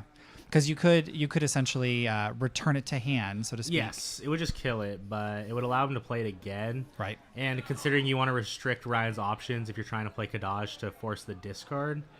Okay, it looks like he's figuring out what to play here. Obviously, we're in second main, so it's not going to be the Marsh in his hand. Yeah, it looks like it's going to be Kadaj. Yep. Tossing the Seymour. And checks out. Yeah, I would toss the Seymour too. Yeah. It's going to be completely useless this game with the Agrosh. Yeah. Do you think the discard is still worth it off of the Seymour? Or well, to be fair, you could go break Dolfo or discard, which isn't terrible. True, that is which true. Is what he does right now with Seymour. He does not play Kadaj, so he chooses to break the Lunafreya, force the discard, choosing to save the Kadaj here to get more value later potentially. Someone did just point out in chat, I don't think he had another remnant in hand to be able to generate the other two crystals. Oh, you're right. Yes. So I think he's currently waiting on that. The lows, yeah. Yes, absolutely. All right, we're paying 4, and we just pitched Larsa. Another Lunafreya? Yeah, checks out. Yep. Here we go. Play it again. Yep. Chief, Malboro, Lev, 9, Gao, and I believe that's Aquater Rasu for the last one. That it is. Looking like Lev 9 is the choice. Yeah, it looks like it. Yep. We want to have that card in our break zone, or I guess also be able to hardcast it. You probably just want to keep it in hand if you're going to respect Yuffie. So True. You just want to wait to see Lena. Yeah. And Lev in hand, just drop it then. Yeah. Because notably, with the exception of Yuffie and there's very few interaction points on your opponent's turn with crystal decks. Obviously, Shintoto and things of that nature. But obviously, Lena, notably really hard to play around once they get it on the field. Yeah, correct.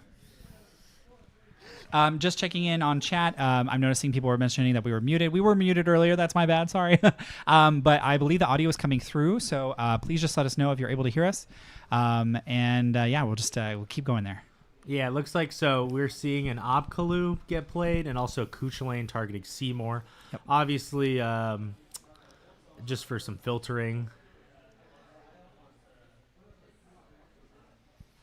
It looks we do have the Marsh, and we are swinging with the Marsh. Oh, okay, so interesting. You chose the Kuchulain Seymour and not Marsh. Yeah. I would definitely Kuchulain the Marsh to deny the card draw here. Realized, sorry. So now he's forcing the trade at least. Oh, I see. Okay. Yeah, so realizing that Marsh would get the card draw, chump blocks with Lunafreya here. Ooh, and the Ash Burst. Ash. Ooh, Ash getting rid of the Seymour is... tragic. Gross. Absolutely tragic. So now here, Ryan on the follow-up, probably going to find a way to remove the Marsh. If Bradley keeps spending the crystals with Yazoo on the Yagrosh, I don't think you mind that much. No, ultimately, you're still denying them. He's asking CP. Probably asking for break zone count right now. Yeah. And I don't think we've seen any Shadow Dragons or Cerberuses into the break zone. All pure water then. It looks. What's the follow-up? Looking at the LBs. Yeah. Still Bradley's turn, correct? Yes. Yeah. It does. I think he does have another remnant in his hand. Yeah, I think so. Oh no, I think it's some of the backups. It might be, but I think it's also double remnant, but you just can't play it. That's fair. Yeah. Apkalu number 2. Just keep filtering, looking for options. The beauty of water, and draw. Yeah, and it looks like Bradley chose to not spend a crystal that turn to deny the Yagrosh. Yeah, it's probably just not pretty. I think it's better for him to use be the mindful. For for Marsh. Yeah. I think that's going to benefit him a little bit more, especially because Icewind doesn't necessarily have a lot of good draw. Yeah, putting Mono Water on 4 backups versus 5 just really isn't that much of a difference maker. So nope. Especially when you have all 5 backups out, Ash is already super heavily discounted, and everything else is just like 3 costs. Yeah. So yep. Speaking of 3 costs, here comes Leo in just to start. Ryan's just what Ryan's been doing the whole game. Now he's got 5 backups, just drawing through his deck, looking through his options. Using the least amount of choices as possible to clear his opponent's board. Yep. 2 forwards, so Gao costs, 2 monsters, so Gao costs 3, that could be an option. Yep. To get rid of Marsh. Obviously, you don't mind just chumping Leo into Marsh, which is probably what he's thinking, just to keep denying this card draw. Now, remind me, is Gao reduced for cost, and also the you get to bottom deck something that has a cost equal to the monsters you have? I believe so. Okay, gotcha. So he would need, I think, one more monster if he wanted to do that line. Monster, But it looks like we're opting for the hard cast 6 CP Lev, returning the Marsh to hand, and then grabbing back a water card? But there's no targets? I'm not too sure on what happened there. Yeah, I assume he just bounces nothing else to I see. force the tempo. So now Bradley, I believe, is at 5 cards in hand with 3 backups. If he wants to commit the Marsh down, his follow-up play is very limited, bulky. Yes. And he'll gladly just chump the Leo. That's true. So let's see what's going to happen. I forget. The Marsh gains unblockable, I think, when you have 5 backups? Yeah, 4 or 5. So right now it gets a pump, haste, and when it deals damage, spend a crystal, draw 2. Gotcha. All right, so he's playing the Marsh. We're going into combat. We're swinging with the Marsh, and Blocks just Leo, as you said. Completely understandable. Yes. Shadow Dragon for the damage. Yep. Putting Ryan up to 4. 4 points of damage for Ryan. Yeah. All right. We'll see what Ryan's going to follow up with. Looks like now here comes Kadaj. Yep. We did finally get the Remnant. Here we go. 2 5 crystals generated. Crystals. Yep. No, still no Barts. And here it is. Kuchelane. Nice. Kuchelane's definitely a really solid answer just to buy yourself a turn. Yep. Now starts. We'll be up at, I believe, 4 cards in hand. So I feel like hard casting Lev 9 here is really nice if you need to, but you definitely don't. Obviously, No. give the Lena play. Right. Blue Worm coming down. We'll Drawing see an what extra his card. choices are. Pitching Sarah. Marlboro. Golbez. Time. Here we Okay. go. So here we're probably going to see Cerberus pop Kadaj. Yep. And this, Sahagin Chief. Interesting. And then he did put the Shadow Dragon aside. I think he's going to act. Okay, he's activating a backup, paying the 1 with the activated backup to play the Shadow Dragon. Pop the Marsh. Definitely.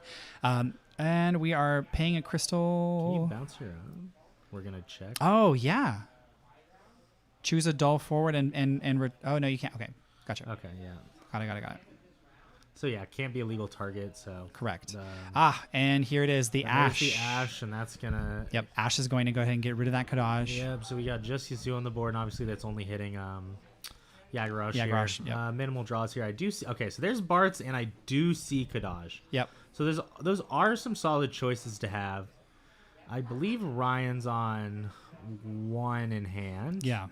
But I believe the 1 in hand is still the Lev 9. I don't think he's pitched it. So definitely not. Once we force Brad. Ooh, okay. So no 3 plays. cost. Yeah.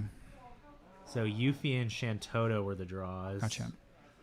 Depends Yuffie, on what the number is. If the number is really close to 13 or still under 13, the RFG is not bad. Correct. Yuffie could be decent here in terms of just generating some crystals and then having the ability protection on the stack, and then shooting 8K for anything that, like the monsters, for example, having that interactivity really is really great nice. Choice for Ryan to get the Sahagin Chief out. Yes, because now he can. I believe you can, for the first effect, you can bounce back your own thing. Only and only 1. Yeah, and only 1. So now you can get back the Ash to replay it in these scenarios. Yep. Which is exactly what you want. Yeah, Bradley just really deciding if it's going to be, because Kadaj feels really bad here with Sahagin Chief out. There's just so many ways to do shenanigans for it, even if you're pitching the 1 card in hand. And then arguably as well, the Kadaj is gone, so it's just the Yazoo. I mean, Ryan also has an LB2 left. Yeah. I don't think Bradley has touched his LBs. Yeah, because Ryan, I think, casted Lunafreya twice, right? No, it was Lunafreya Leo. Lunafreya Leo, okay, gotcha. Yeah. Okay. Yeah, okay. Yep, Kadaj just get more crystals, force the discard end of turn unless he kept Kuchelaine and I was unaware, but he's thinking in hand right now. He has the problem though, he doesn't have the ice in hand for Shantoto. Oh. He has Yuffie Toto in hand. That is true. Oh, and the last card was Kuchulain. That is so gross. Wow. So even just keeping the one card for that value advantage going into this next turn. Yeah. And I don't think we've seen any Lena's... Oops, card's gone. But I don't think we've seen any Lena's enter any Orion zones. I saw them on, I think, the Luna Freya search in the beginning. But, Right.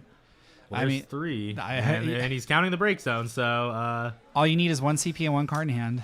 Yep, oh, and okay. there's Lena. Yep, and we know he showed the Leviathan early. Yep, he probably pitched it earlier in the game. 4, we missed 5, it. 6, 7, 8. Sahagin 9, Chief will get up to 2 counters, but 11, I don't think this 12. really matters here. So yeah, 3 bounces technically, but no monsters on Bradley's end. So yeah, bounce. Yep. Bounce Yuzu in one of the backups. Keep him off ice on the backup line. Kill both. Yeah, just really rough spot for. Come forth, Bradley. Blue Eyes White Dragon. Ah! Okay, so here we got Golbez. Well, he's okay. Seeing if combat's good. Yep. And then he's deciding on how to swing. I don't know if he has 7 now, or he only needs 5, but he might. He might. Yeah. I was like, he has Ash, Golbez, a Blue Worm, Shadow Dragon, Cerberus. Yep. But he's only played 1 card this turn, I believe. True.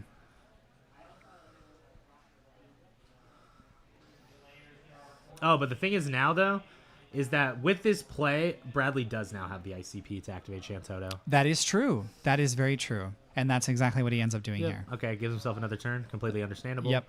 But even then, the monster still gets some points in. Shadow Dragon answer. Well, Lena does need to dull. yes. Lena needs to dull. Lena needs to dull.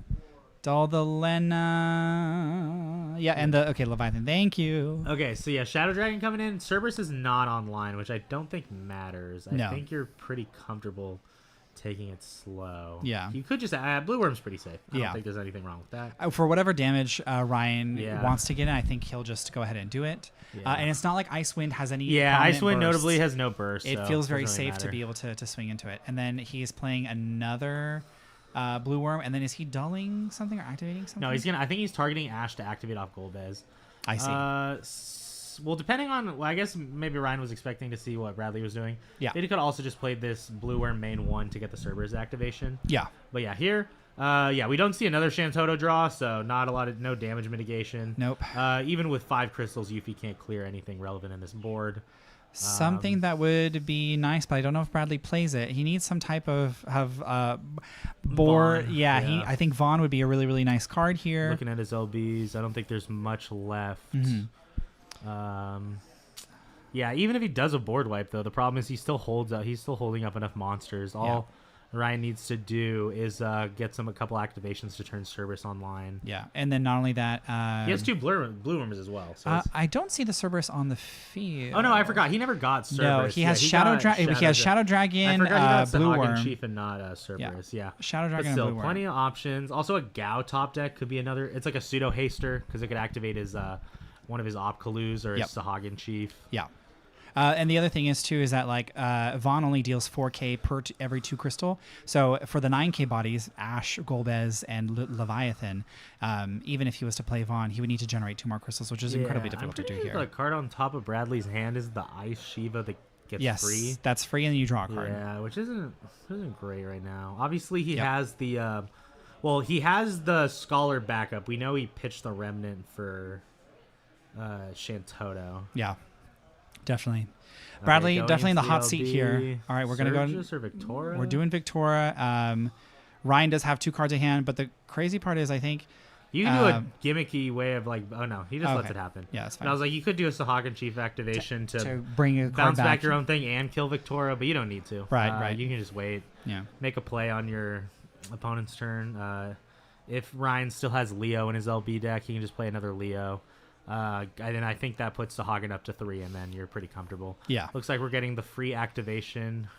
The problem is whoever Bradley targets, Ryan can just activate it again if he sees another monster. Yeah, and then not only that, there is some invalidation. Oh, here we go. We have... So there's Yuffie. Yuffie. So we're going to generate the 2 crystals. Ryan may, after choosing targets, Ryan may pop the Sahagin Chief. The thing is, though, they're not getting removed. Isn't the Lena still in the field, or the Lena died? The Lena got died. popped, The Lena yes. died. Yes, yeah. Okay, so you get rid of some options. You still have Yeah. the activations. The crystals should get gained unless he already spent them. No, it doesn't seem so. I think he should get the crystals. Oh, there we yeah, go. there we go. Okay. Okay, yeah. So Bradley up to 5 crystals, but again, shooting for 8K with the field full of 9Ks does not feel great. Yeah. And I just don't think Ryan will put himself in a position where he's going to be at 0 cards in hand to bring the Victoria up. Now, for Yuffie's abilities, she can spend a crystal to make herself hexproof to abilities, so she can't be targeted. Yes. She gains she can spend another crystal to gain +1K and haste. Does she gain first strike? No. Okay, so then this will pose an issue because essentially, even though she can Yeah. So here it's really pump so, herself, Yeah. Here we go. Sahagin Chief. and a second Sahagin Chief. Yeah, getting all these counters. Oh, and there comes Lev 6 as well. Yep. Hard even if all Ryan has to do is just hard cast a Lev 6. Yeah. The Yuffie can't do anything, and Yeah, he's just gonna bounce Victoria here, grab back. Actually, well, no, he's probably gonna. Well, if there's only one in hand, you bounce back Yuffie. Yes, and then to get rid of it, and then you Victoria. force the negations on to Victoria. He still has cards in hand, Yeah.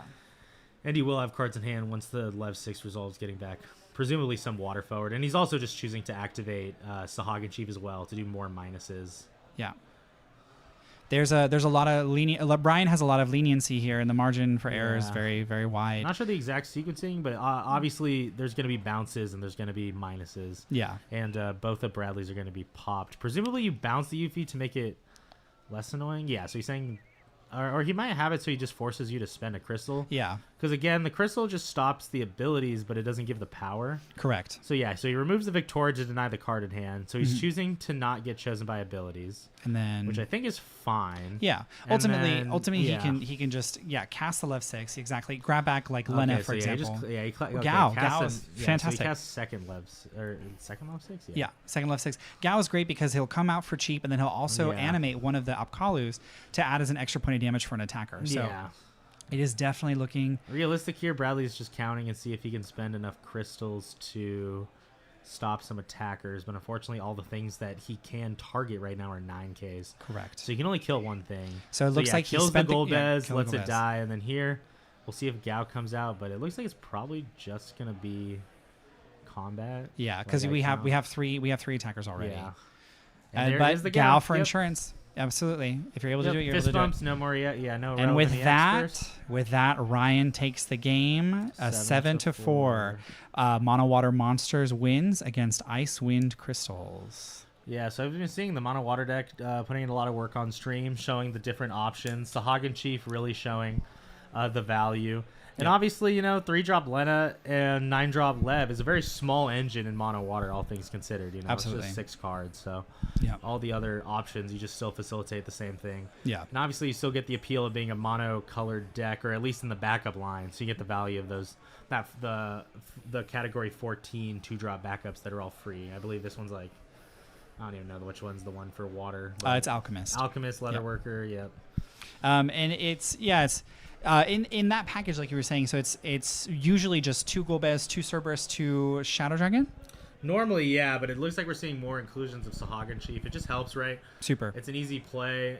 Bouncing 2 things is just really strong, especially when Always. it's something you can develop to make your Leviathan turn a lot stronger. Yeah. So It's the best combo piece for Leviathan. Like on the stack, get rid of 2 things, and then also get rid of 2 other things, or even allow me to replay some of my stuff, and then it's very versatile. It's a very strong card. It has been since the Realm days, ever since it was printed.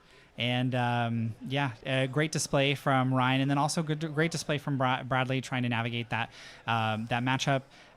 Ice Wind not necessarily having explosive starts can sometimes yeah, slow start be for to its Bradley detriment. for sure. Yeah. Having the Kucha lanes at the right time for Ryan was also great. Another Twice. notable thing about Mono Water, just so we've seen in the over the games on stream, really strong EX burst.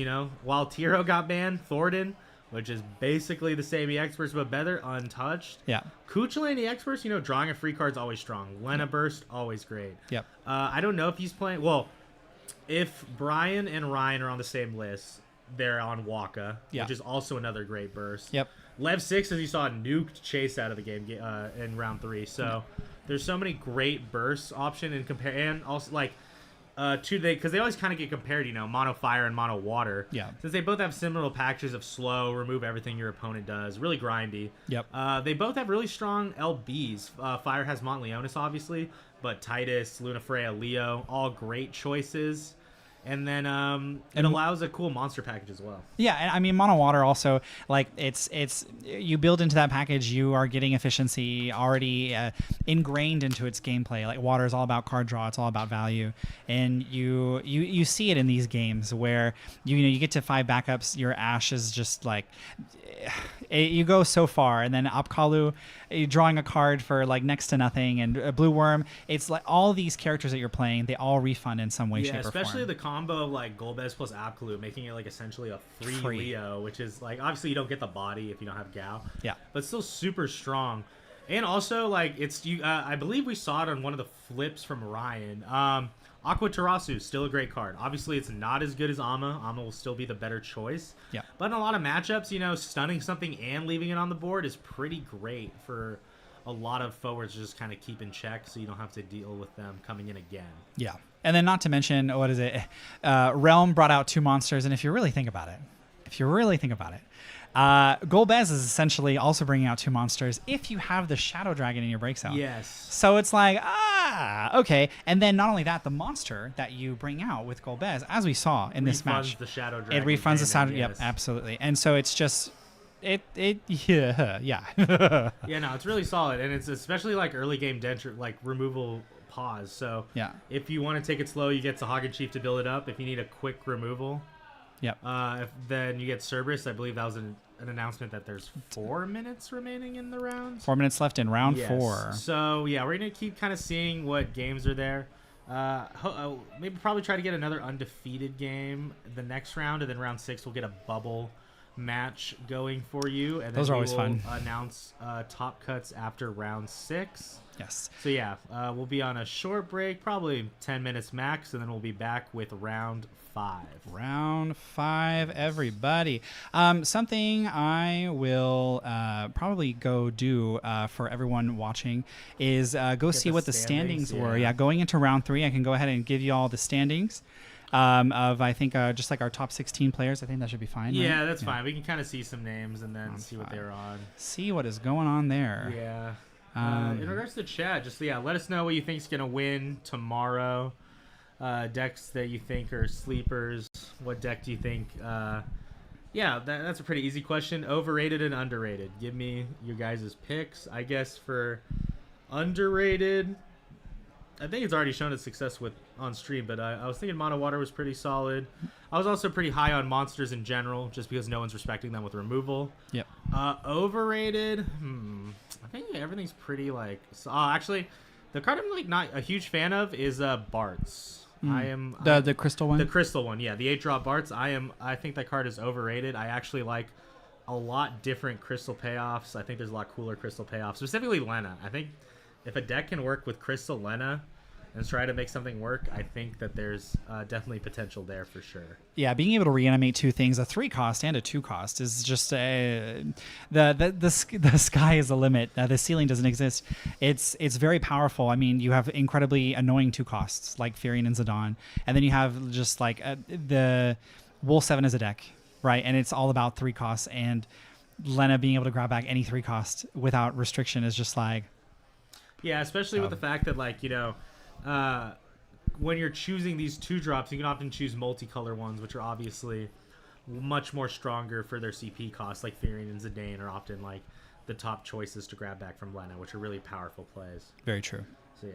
So you want to go grab the standings? Yes, I will go grab the standings. I will be right back. Until then, enjoy some more scenery of California.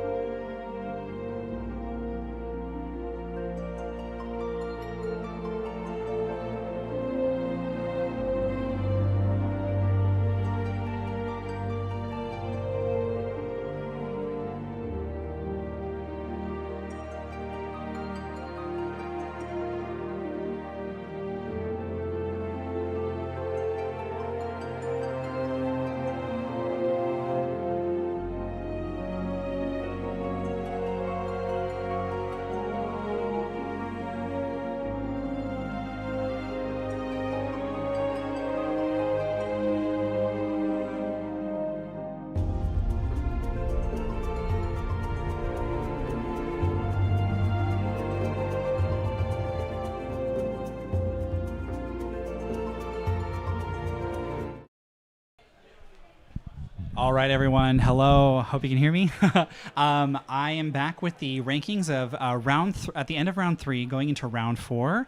I'll go ahead and name them now, and I'll go ahead and do top 32 for your convenience. So, in first place, we have Ryan Chen. Second place, we have Chris Gill. Third place, we have Velo Fabian. Fourth place, we have Kevin Fung. Fifth place, we have Tien Tran. Sixth place, we have Bradley Whaler. Seventh place, we have Lyndon. Eighth place, we have Marcus Reichart. Ninth place, we have Patrick. 10th place, we have Jaden E. 11th place, we have Musa Rehman. 12th place, we have Ava. 13th place, we have Brian Garrity. 14th place, we have Blaine Morey. 15th place is Ray Grangs. 16th place is Jeff Curran. 17th place is Estelle Noel. 18th place is Ronald Magpante. 19th place is Nate Romero. 20th place is Thomas Lee. 21st place is Nelson Alegria. 22nd place is Adrian. 23rd place is Tom McGuire. 24th place is Argonite. 25th place is Morgan Harrison. 26th place is Gojira. 27th place is Steak Lobster. 28th place is Sam Prime. 29th place is Jimmy J. 30th place is Sarah Violette. 31st place is Irving Diaz. And 32nd place is Ray Chow. So those are the top 32 at the end of round 3 going into round 4. We are currently going to go into round 5 in just a few moments. The team is currently situating the rankings and getting everyone gathered together. So that'll begin momentarily. Thank you for your patience there. To specify, from Ryan to Marcus, first through 8th place, they are 3-0. From Patrick down to Sarah, they are 2-1. And then the X2s are 31st and 32nd place, Irving Diaz and Ray Chow.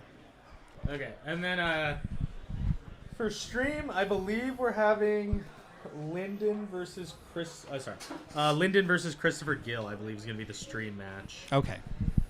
So for XOs, I believe it's I'm not sure on who still won going into it. I let them know that at the end of round 5, once we get the other ranking list, we'll go ahead and make an announcement. Yeah, for sure. But yeah, we should be starting round 5 fairly soon. But yeah, looking at breakers, pretty. As of right now, the top end breakers aren't anything crazy.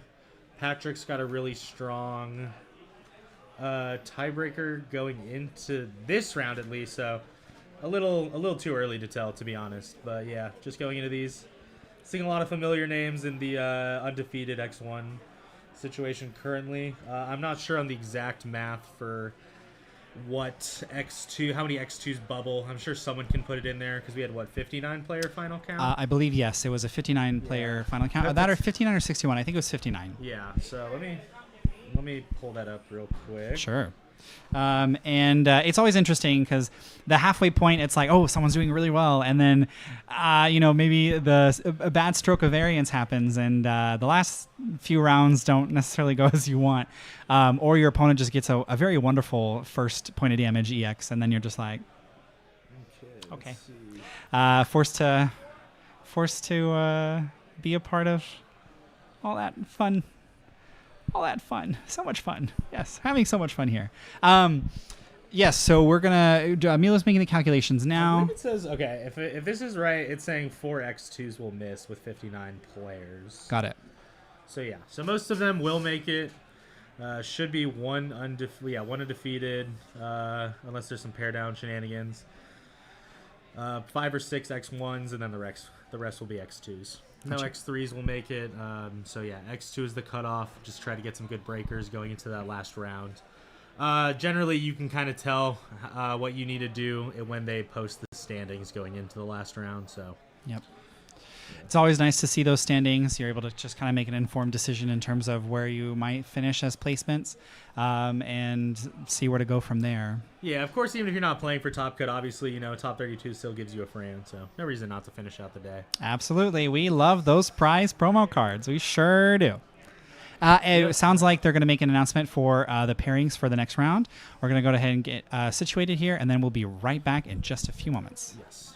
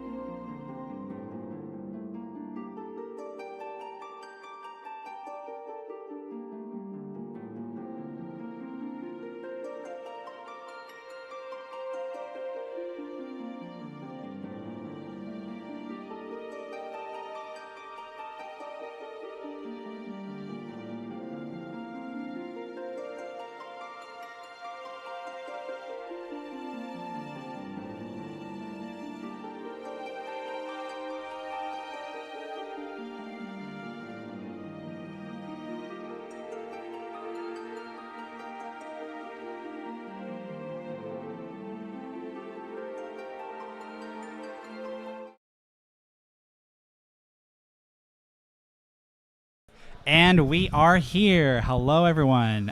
So we're going to have Chris on the left and Lyndon on the right. These are both 2 undefeated players going into this round. I believe I saw Chris on Mono Earth, but I could be wrong. Looks like we're just waiting for the round to start. Doing the dice rolls, looking at hands. Linda did mulligan. I believe Chris is keeping. If he is on Mono Earth, Mono Earth is such a very well-rounded, it can do mostly anything type deck. It's very fun to play too, just because of how simple and straightforward the lines are, and they just feel very clean. What do you think about Mono Earth in today's meta? Pretty solid. I mean, rough matchups into Gigawool, but I feel like everything else you can really manage into. You just get a lot of value. Leo Wool is still such a great play. Emmett Selk lines are really solid still. The new Prish is an addition. Really rounds out the deck with another cheap removal option. So I think it's pretty solid. I'm not sure what Lyndon's on. I believe I saw a Vincent, the baby Vincent backup in Chris's hand. That's my assumption for Mono Earth. Interesting. Okay. I could be wrong. I don't think there's anything wrong with that. Pretty solid backup. Absolutely. Especially. Yeah. I mean, you're able to deal with most things, and obviously, I think. All right, here we go. We're about to start the match. We're about to see what everyone's on. I think we see Mono Fire. Mono Fire from Lyndon. I see him on block backup.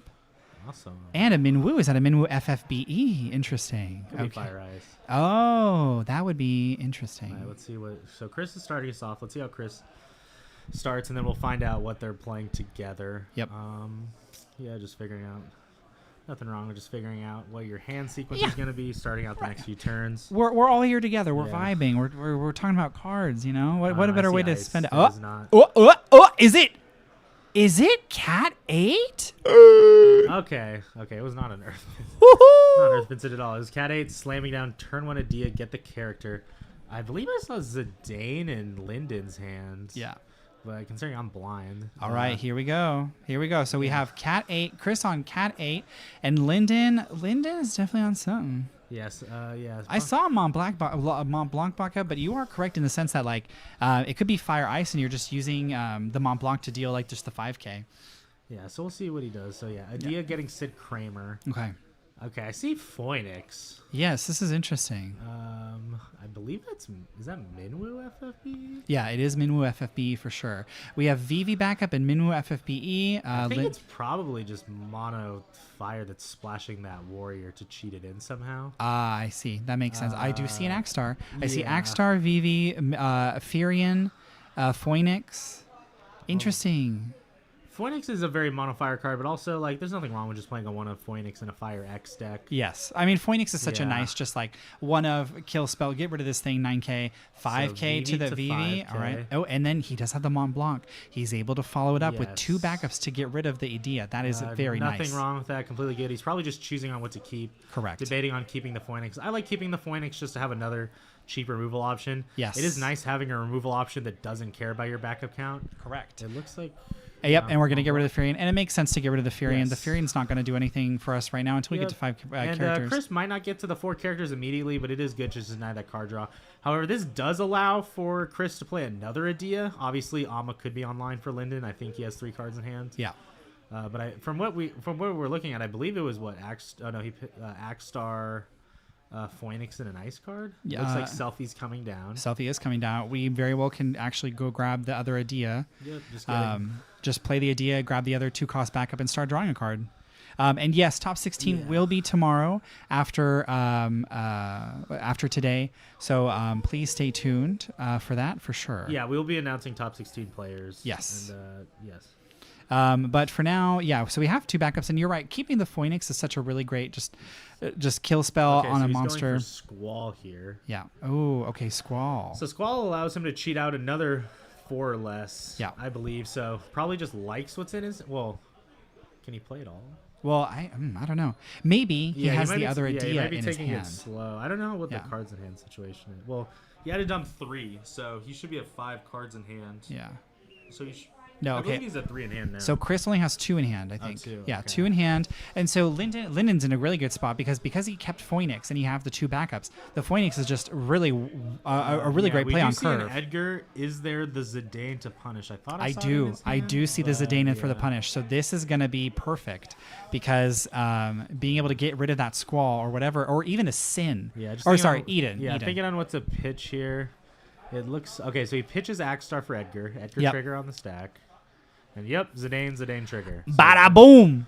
So he's showing Squall and Ooh, Eden. Eden, yes. Okay. To be fair, right now you can probably keep Eden around as his character count's really low. Quistis is definitely I would honestly let him keep the Eden, and you just respect it by only keeping just the Zidane up for now. That's true. I will say, to be fair, a Quistis this early isn't anything crazy. No.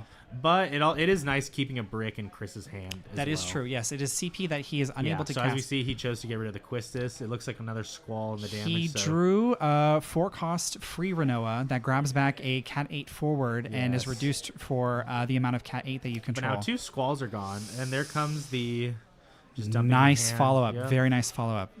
But yeah, so it looks like 2 Squalls are out of the game now. 1 in damage, 1 RFG from the Zidane. Yes. Oh, the only thing is, though, Chris essentially could pay 7 to cast the Eden to get rid of the Zidane and the Ward, but it's now a top deck, and it puts Chris in a very vulnerable state. Lyndon's in if that happens to Lyndon, then Lyndon goes, okay, cool. Hopefully I could just draw some backups. If I get to 5 off this top deck. That's exactly what's going on. Yep, nothing. That is completely fine. Yep, just learning what all these Cat 8 cards do. Yep, both of them gone. 30k split.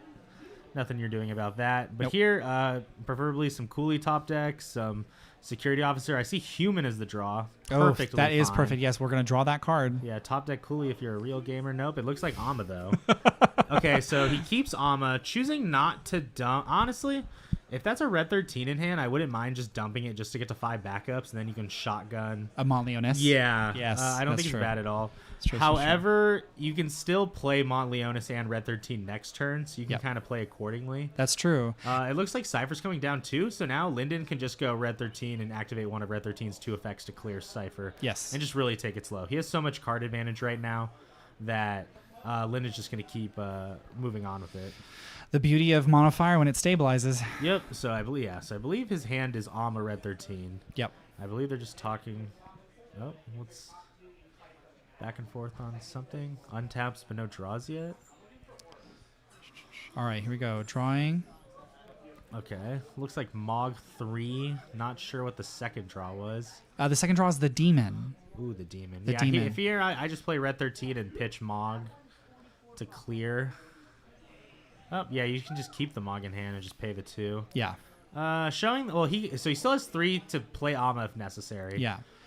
So he just drew the Flicker Renoa, and okay, so he's gonna go ahead and pitch here's those the 2 deal, cards. And then if I'm Lyndon, I'm just shotgunning the Alma to stop it. But absolutely. it looks like the search is okay as Yeah. Chris is looking through his deck. I would have just shotgunned it, and then you can Mont and just really run away with it. But the way I see for Lyndon is, the backup that he gets doesn't really do too much. He'd rather keep the cards in hand. Right. Exactly. As he sees, I think he plays Raijin. Yep. Yeah, Raijin. I forget which one's which. But yeah, giving this a future Cypher's haste. But yeah, Chris just on the back foot here. Yeah. Here, Lyndon could just slam down a Mont. I'm not sure. Another Alma Terra? Yeah. Is that the draw? Yep. It's an Alma Terra. So he has 2 Almas, a Terra Demon, and a Mog. Mog It looks like 6. here he's just gonna slam the Demon, pitching Mog for the Demon. Yeah, Yep, empty out the break zone. Can we? Does he have I enough? assume he has 7. Always get a count beforehand. But, Yes, it does, yep. Yeah, considering he had a pitch for that big Eden turn earlier. Yeah, Very he's much so. definitely at a pretty high count. Passing over. Now he keeps getting free Demon autos. While most of the Cat 8s have different jobs, just like naming the job to kill one thing is plenty fine. Yeah. You don't really need to commit much. I'm not sure what 5 drops Lyndon has in his break zone in regards for Mont. He can always do like Zidane plus another 3 drop. Honestly, Zidane Furion in this board state is totally fine. Just disrupt Chris's future plays while drawing yourself more cards. I don't think it's bad at all, considering Demon is going to remove one thing a turn, assumedly. Yes. So here, passing with nothing. Yeah, here I would just rip the Mont into Furion Zidane. Oh, yes. There we go. And then not only that, with the Demon still active, all Demon has to do is just swing and target itself to get rid of the things in the break he zone. can also choose if there's nothing on the board to just remove the break zone and choose the Demon. And all that mill from Cat 8 is invalidated. To be fair, Zell could be a relevant verse in certain numbers, but correct. Chris isn't at the count, the threshold to get Zell over to get the extra damage. Only at 5. Yeah, it looks like we're just deciding how to pay for Amma. It looks like he's pitching Terra and Amma. Yeah. I believe, so we know he had 2 Ammas in hand, so nothing wrong with that. I don't think you need 2 Ammas. Just figuring out what to flip. Obviously, Luso or... Yeah. Okay. Oh, and Machina. Okay, Machina, Leo, and Vincent. I gotta say, I'm like Machina's biggest hater. I don't think you ever play that card ever. Play any other LB, please. Yeah. But no. So it looks like Terra Zidane, which I think is completely fine. Okay. Yeah. Terra gets back the card similar to how Furion would. Yep. You still have the haste because of Mont. Yeah. And if Terra dies, you get back additional value. So completely valid play from Lyndon. He has to choose what to sack. Oh. Now Terra comes into... Oh, yeah, we have to adjust the damage. Sorry about that. Now Terra comes into play. I'm not sure what he chose back to grab. It was probably Amma or presumably a 1-drop Ifrit if he had one earlier. Showing Selfie and... Oh, that Cypher can enter the field and break a 2 or less. And if you have a Witch, you could break a 5 or less. So it would be an easy answer to Zidane. So he may actually choose to get rid of that choose first. A Cypher first. Yeah, I think it's fine. Because even with Selfie, with the amount of cards that Chris has in hand, the search, is going to come down at a later time. It's not going to come down the same turn. And also, you have Amma, so I don't think it matters. So here comes the Dane triggers. Yep. Not sure. We're reading. Can't tell which card. Is that Irvine? No. That is Adele. Oh, Adele. Okay. Yeah, so just reading Adele. I would probably... So what's she saying? Yeah, get rid of Selfie. Understandable. Damage coming in is Sid Kramer. Yeah, not too relevant damage. Swing with the Terra. Yep. Yeah, there we go. And then it's a burst. Is it a break? That is the no. So that is the 5-cost EX Shiva. On if it is an EX burst, you get to dull freeze 2 things. Oh, cool. Okay. Yeah. So it worked out.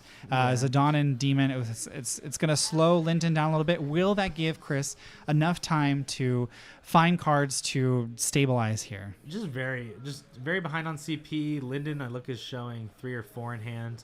And he's clutching double Amma, which so I believe he grabbed back the Amma that he pitched for it, which is totally fine. Yeah. So, yeah, you can really respond to anything that Chris plays because he's still not at that 4 Cat 8 threshold to really get a lot of these extra things. Yes. Backup coming down. Yep, pitching the Shiva to play alone. Just trying to add as many Cat 8 characters as we can to reduce the cost of Eden and also reduce the cost of future Renoas and just try to put those characters out there at a very unfortunate time in the game for Cat 8.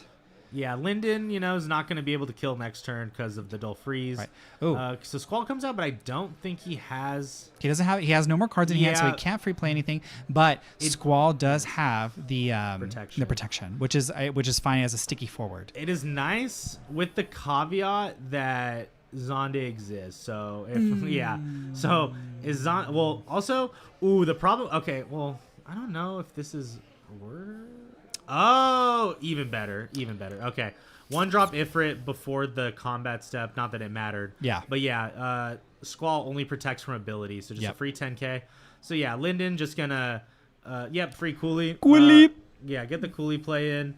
Just get the damage. I don't know what the count is in the break zone, but I'm pretty sure you're safe to RFG. Okay. So now we're at 5 points of damage. Yeah, they're not RFGing, probably just naming an irrelevant job. Yeah. The demon was the one that was dull frozen. Oh, so yeah, demon was it's just Mont Leonis and Terra. Yeah, it's done. Yeah, never mind. So Chris is at 5 points of damage. Linda at none. Baby Cypher to pop Zidane. Is that enough? 2 cards in hand after? Yes, but and we're looking at 2 Ammas. We're looking at 2 Ammas. So Amma there, understandable. Yep. 1 in hand, passing, and it's and probably that's just gonna be game. Definitely game. Yeah. Yeah. So. Looks like Linden's gonna take it. Probably just go to combat. Zidane trigger. Might as well see just in case. Yep. You can keep Sid Kramer. Yep. And then swinging with the demon for game. Yep. And that is 7 points of damage. All right. So Mono Fire undefeated going into the last round. Got to see who took it on Ryan Chen's end because I believe there's 2 undefeated tables left. Correct. So it might be Mono Water, Mono Fire, or whoever Ryan was paired up against. Right. Just talking over the match between the 2 players. But yeah, Cat 8 had a slow start. Linden was able to disrupt really well with the Zidane, really showing why it's such a good addition into Mono Fire as it disrupts your opponent's plays while forcing them to develop their own, which is what Mono Fire really wants to see. Absolutely. So, Mono Fire is still showing why it's great. I think it's interesting when you were talking earlier where, you play Mono Fire like almost religiously and, it's your favorite deck and you know it in and out, and you brought it to Kansas and you won with it. And I think you have a lot of like really great insight into navigating the deck. When you were talking about, in that moment, like I would just rip the Amma in my hand and then like prevent, whatever card that was. Yeah, my thought process for that is that that Chris doesn't have a follow-up. And also just knowing this matchup, or like, there's kind of 2 brackets for Mono Fire's matchups. It's decks that can respond to Mont Leonis and decks that can't. Yep. Because you can fire the Mont Leonis and you're at 5 backups, you can just get a tempo Mont and really disrupt his plays. Because I believe he still had Fury and Zidane as an option. And even if the second body wasn't anything crazy, I still think like slamming the Mont isn't bad. Yeah. Obviously, you don't need to. You can just let yourself draw more cards. I think the play was it wasn't. I think it was Slam the Amma, but it was also for the Red 13 to develop it earlier. Oh yes, that is true. I think that's what the other one was. Yeah, it was in order to just do the Mont and play next turn. Yeah, because then the Mont play just kills whatever Chris would have played in general. Yeah, but yeah, you can be aggressive with Ammas if you just want to push ahead of the game, especially if you think you're going to go Amma into Mont. But no, I think it was fine for the pace that Linden was going at. Once you develop the 5 backups, it's really easy to just take it slow and steady. In regards to the 8 matchup specifically, Squall is kind of annoying because like you can't deal with abilities. But as you saw, The you one just CP Ifrit. 1 CP Ifrit, Zonde. There's plenty of outs for it. Yeah. You just have to respect it enough and have the cards. Yeah. So yeah, pretty impressive showing with Cat 8 so far though. Realistically, with how breakers work, if you go undefeated if you go undefeated until the last 2, he should generally be safe for top cut. So we should see Cat 8 in top cut. Still pretty solid, just a lot of disruption, efficiency if uninterrupted in the beginning. But yeah, Zidane just showing why it's such a great card. Yeah, absolutely. I mean, you can't beat it. It's the most that silly monkey boy is just a silly monkey boy. He's gonna be annoying, and he's gonna get on the field and just like, let me see that hand. And it's just no, get off the field. I don't want to deal with you. Yeah, it was pretty tough. Yeah, he just got crucial rips and stayed on the field the whole time, I believe. Yeah. Oh no, it didn't. It got removed, but then came back essentially the whole game after the Mont resolved. Yeah. I think it's interesting. For Mono Fire, we were talking earlier in the Mono Water match where like Mono Water, Mono Fire, both incredible mono decks. They're very efficient, and like the moment that you get set up, you're just essentially playing things in reaction to what your opponent's doing and just getting it off the field.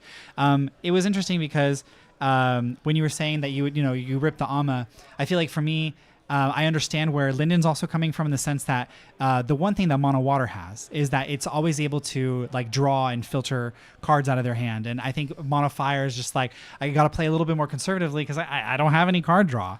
So it's just interesting because in that thought process, like you are correct, where ultimately your end goal for Mono Fire is, can I resolve the Mont Leonis? Like, can I pop off? For sure, yeah. Yeah, and when you're fighting against a deck that can't deal with the Mont effectively, and they're not playing like Mist Dragon or Amaterasu or the Aquatarasu, like if there's no cancel, there's no way to get rid of it, then you're gonna have a good time with Mont Leonis. For sure. I think the point that also matters is if what Linden was feeling on his Mont targets. If you already had the Mont targets, for example, I know he top decked the Terra, so as we saw, I think he didn't have really many 5-drop targets, but I think he had the Furion pitch, so I still think Furion Zidane as like a tempo play is still totally fine. Yeah, because you're still getting the value. Nice, yeah. Yeah, you're still getting the value. Like Terra is a great target. Obviously, you're getting that immediate card back, and then also reducing the cost.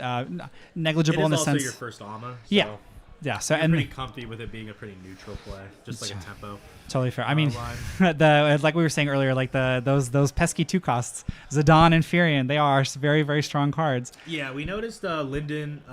So he's playing a little more of the Water Warriors. So we saw Mog 6 as a one of, Furion as a one of.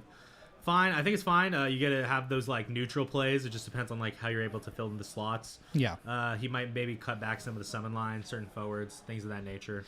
It's interesting because you're seeing Mono Fire start to integrate a lot of these nuanced effects. You're starting to see Zidane, right? And we're trying to find ways to cheat it in with Mont Leonis and Edgar. You're seeing Zonde, which, as we mentioned before, an incredibly good neutral fire card that does a very unique effect. And then Furion and then Mog in this instance, where it's just like, well, I can deny you search, I can blank your jobs, I can do a bunch of things, and it's very nice that Fire is able to kind of like tap into that, and also Mono Water being able to tap into Cerberus and Shadow Dragon, like very unique and interesting the way that these decks are integrating non-mono cards into their decks while still retaining mono identity. Yeah, for sure. Obviously, it didn't come out in that sequence, but we did see it in Linden's deck over the game. Was Axstar obviously puts in great work. Obviously would stun most of Chris's board state if it got to that scenario. But yeah, we just see all these splashes. We see Linden opting for some more neutral plays, because I think that is totally fine in Mono Fire. You're kind of playing this game of chicken where you need your opponent to develop stuff, because your forwards get the most value when they're removing things. So to have a play where you can just be like, okay, here's a body. I don't mind if it gets removed because I want to follow up with my own removal. So Mog's a pretty solid one. It could be disruption for certain matchups. Linden could see the Chark results, the Refia results, and from Kansas, and be like, hey, I think there's a lot of search coming into this day.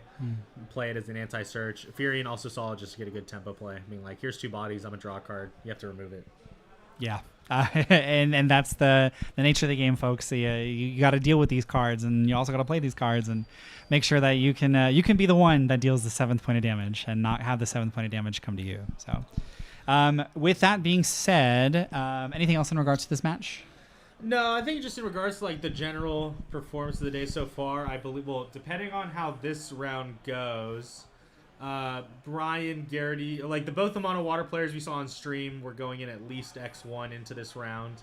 Ryan will finish at least X1. So realistically, we can see one mono fire getting top cut, a Cat 8 getting top cut, unless their tiebreakers are like really horrendous.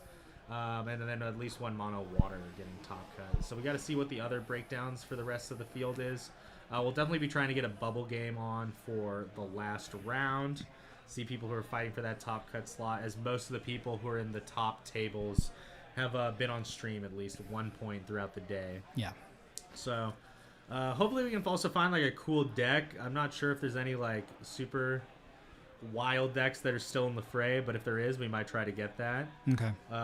For sure. But yeah, just seeing all the other options. Kind of excited to see what the standings are looking like going into the last round. I'm sure they'll be posted and we can try to relay them to you, along with getting the results down. And I know that Jared will work his absolute fastest to get them posted to Facebook, Discord, and then Materia Hunter last, so that it's an easier look through for all the competitors competing tomorrow, for sure. Yeah. So we are, I think time in the round has yet to be called. Yeah, I don't think so. I didn't hear an announcement. Called pretty shortly. The game did go fairly fast. Yeah. In regards to like the sequences, there wasn't like a bunch of turns. The players weren't really thinking too hard in regards to like running down the clock in regards to making their plans. Yeah. We should be just like have a few minutes left in this round, and then afterwards we'll get the standings of round 5 going into round 6. I can go ahead and relay that to you once we get that information. But until then, stay tuned for our last round.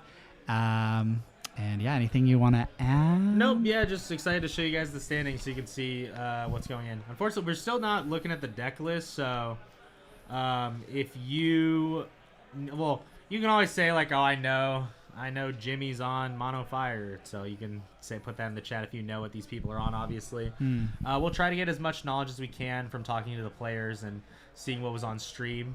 But no, it was a bit, yeah. So as we've seen, a lot of similar stuff. I'm not sure how MBM has finished throughout the day. I know a few people were on it. So it seems like Mono Water is the deck that's made the biggest splash, no pun intended, with the upcoming new decks we've been seeing in regards to this event. And even then, we've still been seeing Mono Water be played at these events. So it's just another showing that, hey, this is another event that we're trying to play it with. If they do perform well, then it can show, hey, Mono Water has a place in this meta. And it is very interesting because, you know, the Materia schedule is happening so fast. These meta changes that normally take a month period of time as people test for like a month between Materia Cups is now only 2 weeks. So there's a lot faster testing, a lot faster meta shifting. With the meta like shift, as we remember, like Mono Earth in the beginning of this meta was a super strong contender. Yeah. And as the meta progressive, we're seeing less and less of it. Now, of course, there's like outliers. Sam Twell did do really good in Kansas with it. He ran into KP in top 16. I don't think there's anything to scoff at on that performance. Also did push him to game 3. Yeah. So I don't think Mono Earth is completely out there. I'm not sure how it's looking in our event, though. Yeah. I know Blaine was starting off fairly well. With Mono Earth, yeah. Yes, I don't know how he's finished in the later rounds, though. So, yeah, just going to talk to people. I know that there's some Mono Fires still in the mix as well. Yeah, some Mono Fires, Mono Waters. I don't know if there's any Mono Ice. That was the one deck. I believe Adam West took that to top 16 in Kansas, and I didn't think that was bad. I think any Mono deck has the merit to at least be tested. Yeah. I don't know if I would bring all the Mono decks to a Materia Cup, but I would at least test every single one, even some of the more niche ones like Mono Lightning. And especially Mono Wind. Lightning, yeah.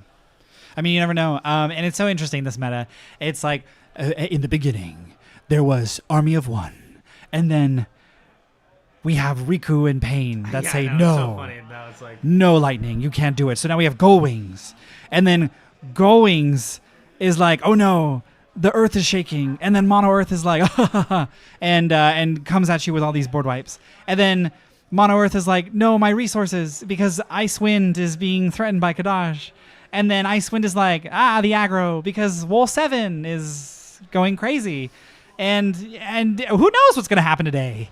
I got no idea. Like this is nuts. I cannot wait to see the final top 16 list to see what decks are going into day 2. This meta is vast and varied. It's very wonderful to see just the sheer amount of different decks being represented here in the room. Mm-hmm. Yeah. Of course, there is a big change obviously tomorrow, which is like you get the foresight of what your opponent's on. You know their exact 58. So maybe you can argue, let's say, obviously this is just hypothetical, but maybe Mono Water's just a day 1 deck where it's like, oh man, no one really knew how to play it day 1, but now that I can actually look at the 58 list, I really know what to do and can move forward. Something of that nature where we can see what decks, will want to thrive more. And some decks, with the way variance works, if you believe that your deck is a very consistent deck in variance, best of 3 is even better for you. Yeah. Because then there's less outliers and less swingy game states for you to get punished by in just those 1 rounds. Yeah. So, definitely different beasts in day 2. And then obviously, there's a little more pressure. It's like, oh, if I lose, it's done. And especially if you're aiming for certain goals, top 8 match going to definitely be stressful. If you're like, okay, this is the match for the Nats invite. Yep. So yeah, there's definitely nerves day 2. Day 1, depending on where you're at in the bracket and in the standings, you can take it pretty lax. Like obviously, if you're a high seed, or you're someone like Linden, obviously, you can kind of kick your feet up. But even then, if I was Linden, I think it's still worth it to fight for that first seed. Yes. As we see, pass downs are a great privilege to have. And with the way that tiebreakers are going, you can presume that at least one pass down is potentially in play with Ryan Chen probably making top cut. Yeah, so all Linden or the undefeated match needs to do is essentially just win that match and then also just win the top 16 match. And that could very well guarantee an invite to Nationals. Yeah, it is the reward for, performing the best in Swiss. It's not only the reward of you also get seeded turn order, and that's always great. So many matchups skewed differently. I know my Gigawool matchup with Mono Fire skews based on turn order for sure. Yep. And how I want to sequence things. So yeah, there is definitely the reward in going undefeated. So I think Linden should obviously try to fight for going for first seed, but knowing that if he loses, it's not the end of the world. He's still going into top cut, a very solid seed. He will presumably, if he wins out, get to be the higher seed for at least until top 4. Yeah. So he's not in a bad spot at all, showing that, hey, Mono Fire, it did well 2 weeks ago. It's still going to do okay today. And then Mono Water showing that it bubbled in Kansas, but with a little more refinement and a little different maybe matchup spread. Perfectly fine deck. So, yeah. Well, thank you all so much for watching up until this point. Round 6 will begin in a few moments. I will try to get the rankings so far to be able to relay that to you, and then we will move on to a round 6 match shortly after. So please stay tuned, and thank you. Yep, we will see you soon. Yes.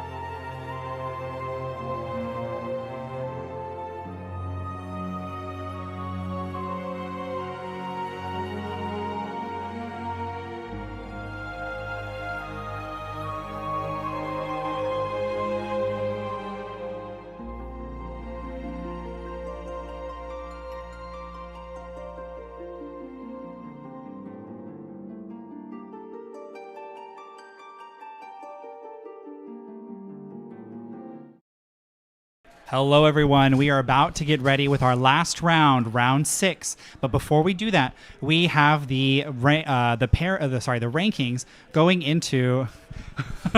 We have the rankings going into round 6, and I'll go ahead and announce those for you now. I will announce top 32. So starting with number 1, we have Lyndon. Number 2, we have Velo Fabian. Number 3, we have Chris Gill. Number 4, we have Musa Rahman. Number 5, we have Kevin Fung.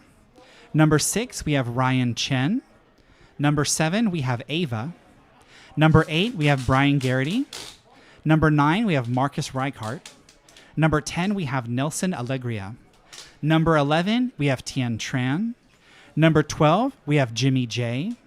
Number 13, we have Blaine Morey. Number 14, we have Patrick. Number 15, we have Thomas Lee. Number 16, we have Ray Grangs. Number 17, we have Sam Prime. Number 18, we have Estelle Noel. Number 19, we have Bradley Whaler. Number 20, we have Nate Romero. Number 21, we have Gojira. Number 22, we have Morgan Harrison. Number 23, we have Tom McGuire. Number 24, we have Argonite. Number 25, we have Ray Chow. Number 26, we have Jonah C.S. Number 27, we have Azul Bezares. Number 28, we have Corey Gazowski. Number 29, we have Bailey Davis. Number 30, we have Sarah Violet. And number 31, we have Jaden E. And number 32, we have Ace Benny. So these are the current top 32 right now going into the next round. We're good to go on the camera? All right, let's go ahead and swap them over. Okay. So the match we are giving to you today as our last match of the day for round 6 will be Sam Prime on Mono Kane versus Blaine Morey on Mono Earth. Yeah, both high X2, so this is the win in for both of them. Yes. Blaine is currently in 13th place, and Sam is in 17th. Whoever wins this match will most likely go to day 2. Yeah, there's a lot of X2s right now, so yes. They have pretty high ratings for pretty high breakers for X2. So yeah, Blaine on Mono Earth here, starting off with Classic Claris, and Sam Prime is on his Mono Kane list that he brought to Kansas, and unfortunately Bubble was 17th. Looks like we're growing Claris Epitaph Pass. Yep. Sam starting off his turn here. So we're Classic Mono Earth. We are seeing, is this a minor? It looks like a minor. Yep, okay. So we're going to commit minor. We're going to pitch Vincent. And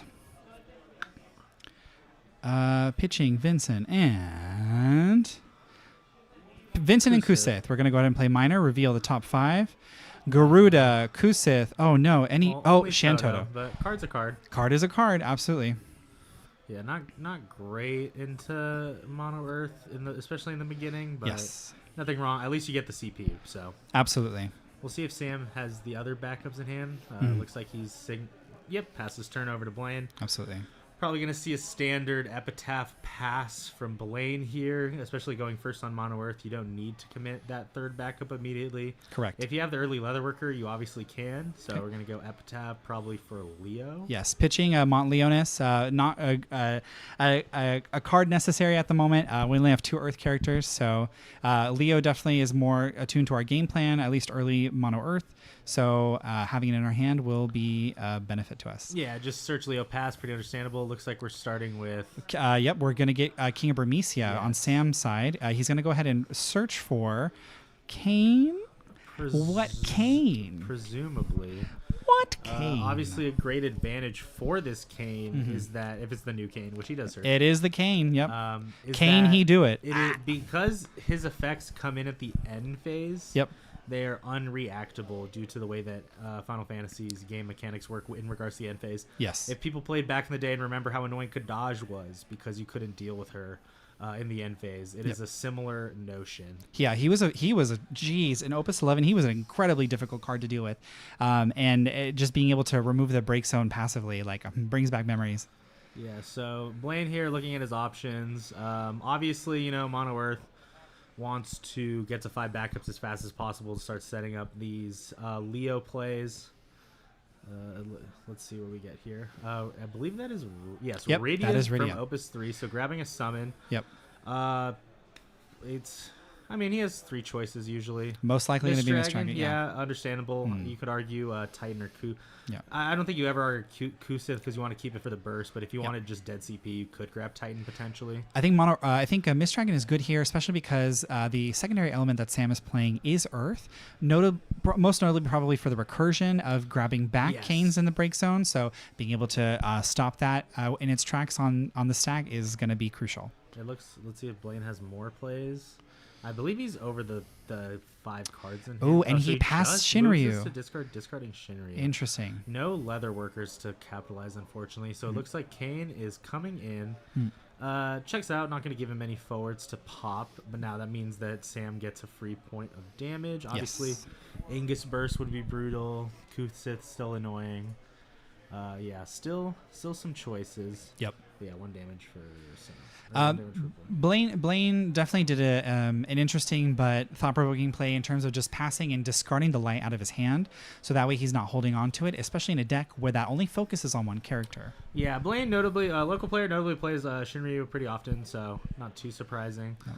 So we're doing some main 1 plays because I believe Kane has haste when it comes in with warp. Yes, it does. Yes, it does. No, actually, sorry. Damage, Kane right? only has haste at damage 3. Right, correct. Okay, yeah. So no damage coming in yet. Looks like it's Luso. Luso. We're gonna go ahead and Luso targeting Earth, I believe, to grab another. To grab another minor. Second minor, completely understandable. Definitely want to probably dig for some lightning backups. Yeah, nothing wrong to go for minor here. Hopefully hit another backup. Not sure what Sam's backup line entirely is, but obviously a backup that just pluses 1 at least is ideal. I'm assuming most of them will be. Yeah. So pitches. He pitches the Kusith, another Kusith, and taps the King of Burmisia for minor. Minfilia and some Wind Cane. I see a Wind Cane, Lightning Cane. I think Minfilia or the Lightning Dragoon. Cane, yeah. There's the backup Dragoon that he could grab. He's just looking for backups. Minfilia is a choice. However, it is not lightning, and I think he kind of wants lightning. I think he has a lightning backup there. He wants I think a more even spread of colors. I don't know if Ricard could be a choice that Sam plays. I don't know if he's on it or not. Just to check top 5 for a lightning card. Correct. We'll see. So just going minor pass. Having lightning backup. Nothing wrong here. Obviously, there's lines for Blaine to go to Emmett, but you got to assume that Sam is holding up a Kane S ability, at least 1. Yeah. I think it's safe to say whatever forward does get played, Sam will just discard a card to make it go by. There is also the benefit of the doubt is Sam can also bluff this. Yes. Most very people easy to do so. aren't gonna check the Kane unless they really need to. So in the early game, he might not hold on to it. But with 4 in hands, choosing not to develop the backup immediately, he's probably holding on to stuff he wants. So I don't think he is in a rush in any means, especially because it looks like this monolith's going slower. It looks like he top decked a leather worker at one point. So as we knew, he discarded down. So he's now at 6 cards in hand. So he still has to play he's something. Either move to discard or has to. A card is getting out of his hand one way or another. Yeah. So we'll see how he chooses to develop. Ideally, there is a backup. I do see a backup in his hand. I just don't know if it's like a second Rydia. I can't tell by the art here. Oh, it looks like a Materia. Is that a Materia? Yeah, it looks like Materia. I don't think Materia is bad. I don't think so either, especially if he has 6. If he does play it, he'll go back to 5 at the end of Materia resolving. So I think it would be okay. Yeah. It depends on what Blaine is anticipating to do for his next move. He could also have a different backup. Tapping 3 here. I mean, a Mist Dragon early could be, but I don't think that's the play because it would still leave you at 5. Oh, for Shinryu. Ooh, for the old Shinryu. Old Shinryu. But it doesn't kill anything. It doesn't kill anything, but I think the thing is that as we were saying earlier, Blaine, he does enjoy having the Shinryus, right? So he wants to get the value. So he's activating S ability to jump, which essentially will remove Kane from the game, then bring it back during the end step, and then when he enters due to an ability, he breaks a forward, but Blaine will not have a window to respond when this happens. Yeah. He can choose to respond now to the jump, which he doesn't. No. Okay, so he's basically, a little bit sped up, but yes, Yeah. Blaine is proceeding to pass. Kane comes in and kills Shinryu. Yes, yeah. So unfortunate, It's tough because Yeah. Blaine had the reduced cost The problem is Shinryu if and the you're- regular Shinryu. You're just clunked up with. and Shinryu's another hands. Shinryu. Oh my goodness. And that was 2 points of damage. One was Shinryu, one was Minor, or I think that's Leatherworker. No, think that's Minor. is- Leatherworker's oh, yes. got the hands on his hip. Correct. He's sassy. Yeah. So, just getting clogged up with Shinryu. I think it's the right choice to just dump your hand and get rid of it. Unfortunately, though, 5 backups is nice. You have Leo in hand. Yeah. Okay. Yeah. So here we we're go. having to pitch a card of hand for Leo, but we just got the Leatherworker. Nice. So depending on what Sam Prime has for responses, Titus could be the play. Yes, I think And it would be a nice it play. Is Oh, here we go. Interesting. Just I think Titan. Okay. Yeah. Something he could have also done too. I think so Blaine's strategy here is just to keep forcing Sam to discard activate cards. these jumps. Yeah, And jump. yep, as we see, he activates it again. Yep. Is that the I can't tell which cane that is. That might be the Express cane. No, that one is the one. I think if you've played a Dragoon, it like gets a reduced cost or something. Yeah, like that. I apologize. Okay, there's a bunch of canes. I'm not familiar with every cane art. Yeah. I'm a fake cane fan. It's okay. I mean, we like raising Yeah. canes. We do right? like raising, raising canes. Canes was cool. You Yeah. know, when he got mind controlled for the 4th time, I'm like, come on, bro. I like, bro, please. Stop getting peer pressure, guys. Come on. yeah. But okay, yeah. So as we see, in response, he jumps. He's not going to respond. Yep. We're going to get a swinging plus activating whirl. Burst. No. That was an Aranea. What is up Oh. with today and these first damage bursts? first damage I bursts, grimy. swear. So yeah, the Aranea. came back in and cleared out the wool, I presume. Yes, yeah. The king comes back, Yeah. gets the wool. The Aranea gets rid of the Leo. But, sorry. Yes. Well. Oh no, because it is during At the end of the ends. yes. So just it's like still- Kadaj, it will be able to Yeah. attack. Yes. Okay, so let's see what Prime is choosing to do now. Hmm. Blaine on the back foot, but also didn't spend any LBs for that play. It looks like we're Yes. getting a Matoya of Sam's own. Grab back Kane, completely understandable. Do the Mist Dragon now. Yep, yeah, you got to fire the Mist Dragon now. Can Sam respond? He did pitch the Kusits. He did pitch the he is Mist Dragoning the Mist Dragon to Mist Dragon. Wow, Mist Dragon. Oh boy. We sure do love Mist Dragon. Well, that's just how the cookie crumbles there. You got to see if your opponent has it. Regardless, you have to commit and make the most of what you're given. So, okay, now Blaine's turn.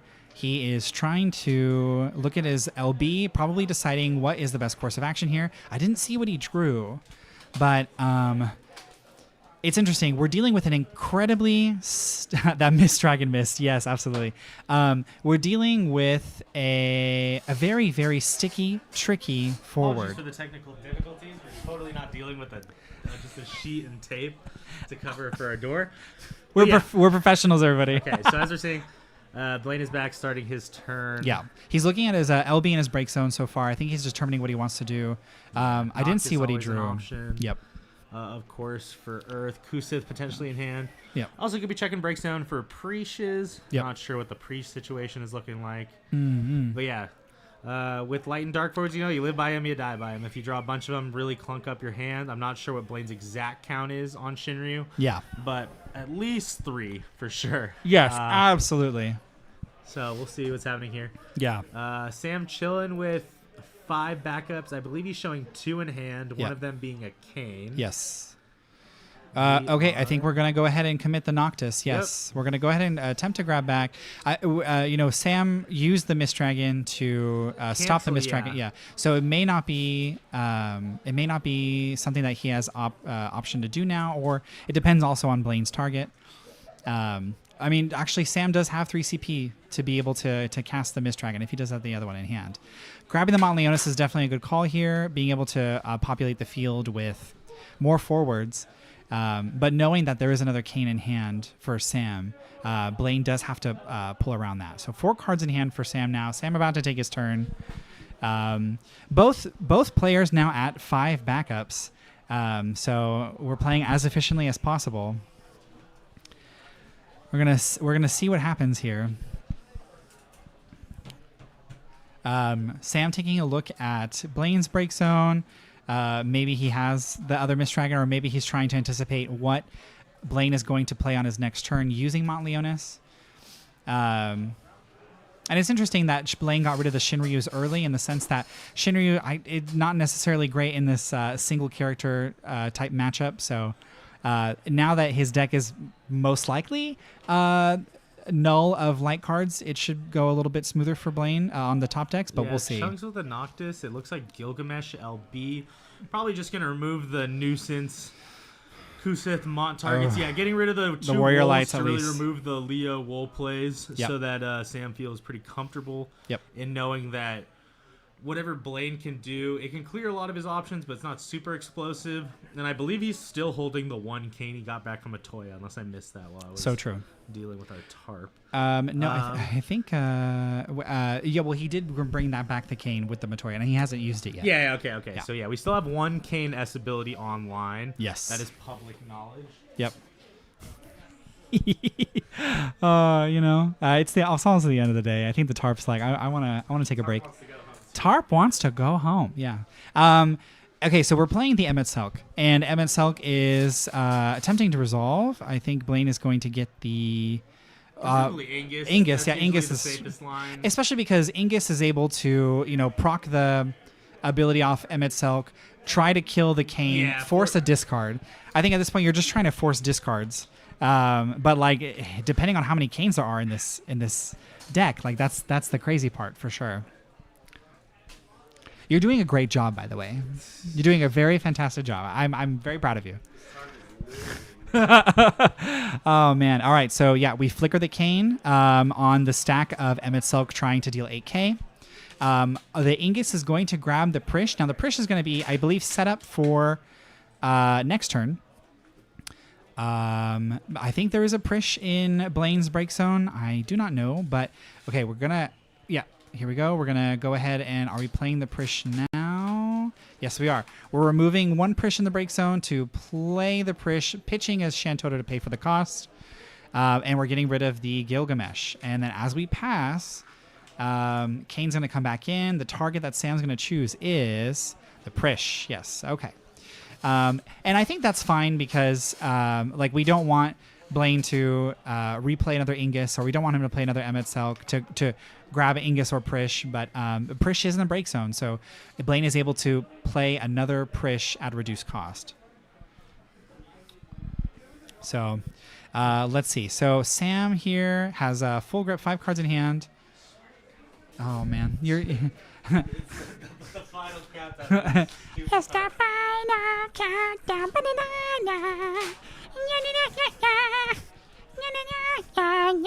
It's the final round. I think we just take the L. Yeah, for Okay, sure. so we're back. Looks like So it's still Sam's turn. Sam is going to. He's playing Ignis, the 5-cost Ignis that breaks a backup, and when a backup is broken, that you control, I believe, you grab back forward from your break zone. So we are popping the Ignis. popping the is King of popping Burmecia. Ingus and popping the King of Burmecia to make that happen. Yeah. We are grabbing back a cane. We are caning. We are raising the cane high into the air with jump. Well, not yet. Okay, so he blocks and then just forcing Oh. Sam to. Yeah. Oh, okay. No, so Sam is Blaine is just choosing to chump block. Yeah. Which makes sense. And then which then forces the jump. He trades, which then forces the jump. Yes, definitely forces the jump. Right. Absolutely. Okay. All right. So Blaine, I believe, has 4 cards in hand. 4 or 5. He's pointing to the Ingus. Yes. I'm not sure what he grabbed back. I presume he grabbed back Kane, right? He did grab back a cane. I think he Yeah. used the same cane to jump the cane at that point. We're just losing the tarp match. So it's okay. It's okay. It's okay. We'll lose it. But yeah, so Yeah, Ignis. I don't know if he gets he can get repeated value with Ignis, but it doesn't really matter. Allows him to play another backup. I know he pitched King of Burmecia for King of Burmecia. Yeah. So the odds of him seeing the third aren't high, but still allows him that line. Obviously, no reason to sack the other backups. And it's such a great EX that burst. Matoya is a one of. Yes, absolutely. With that line of thinking. King of Burmecia is a great EX, and running it at 3 it would make complete sense for this all Kane. Oops, all Kane's deck. Yeah, and the nice part about playing Rogue is most people aren't on this deck. Nope. Sam's really been the only one on it. Yep. So these you're not going to have the practice unless you're probably playing against him. Yeah. For this matchup, so you get a lot of matchup checks that people might not be super comfortable with. So let's see how Blaine or not proceeds. aware of, right? Yeah, it looks like we're going. Is that is an Une. Oh, no. Montleonis grab back Une. Yes. Pitching the Une for Montleonis. Targets is Kane and Dragoon. Yep, we're gonna go ahead and jump. But the backup will still get bounced. Yes. Unfortunately, this just means that Kane will come back and kill the Une. Yeah. And then the Prish is going to go ahead and fight the Ignis. Yeah. Yeah, Ignis, yeah. And that's going to be a trade. Yeah, I forget. They have like the same. Ignis, yes. So, removing the Prish for cost to make it cheap. He's saying, are you passing? Yep. Basically saying when it comes in. Get rid of the Une for sure. Yeah, this is very, very difficult. Why'd the Priest die? The Priest died because it was a 9K fighting a 9K. Oh, Ignis is a 9K. Ignis is a 9K for sure. Swinging with the Cane. This is now damage 4. Damage 4 on Blaine. Okay. Damage 4 on Blaine. So the interesting thing we see now, Sam will probably just be replaying it. But yeah, he was off lighting backups for 2 seconds. Yep. But here comes Dragoon again.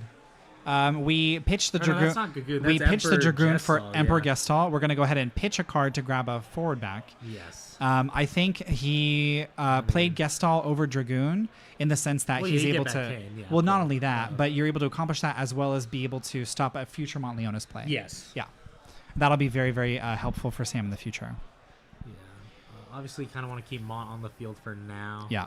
Nice part is there's if you can kill Mono Earth in the one turn you want it to, there aren't any damage bursts. It's all like they have to have Titan in their hand already and then get the CP to be able to cast it or something of that nature. Absolutely.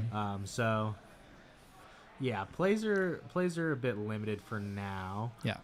Let's see what Blaine looking at his LBs. I think in his hand I see a Sophie. Sophie's interesting to start pushing for damage, but Sam's it's only going to be for like one so turn. Yeah. It's not enough pressure, and of course Sam can. I'm not sure how end of turn works with player priority, but Kane will just kill it immediately after 1 damage anyway. Basically, so. But yeah, both of their abilities will go on the stack, but Kane will, or actually, Kane isn't an ability that goes back on the stack. It happens, but because it occurs. The way it resolves is the opponents will go on the stack last.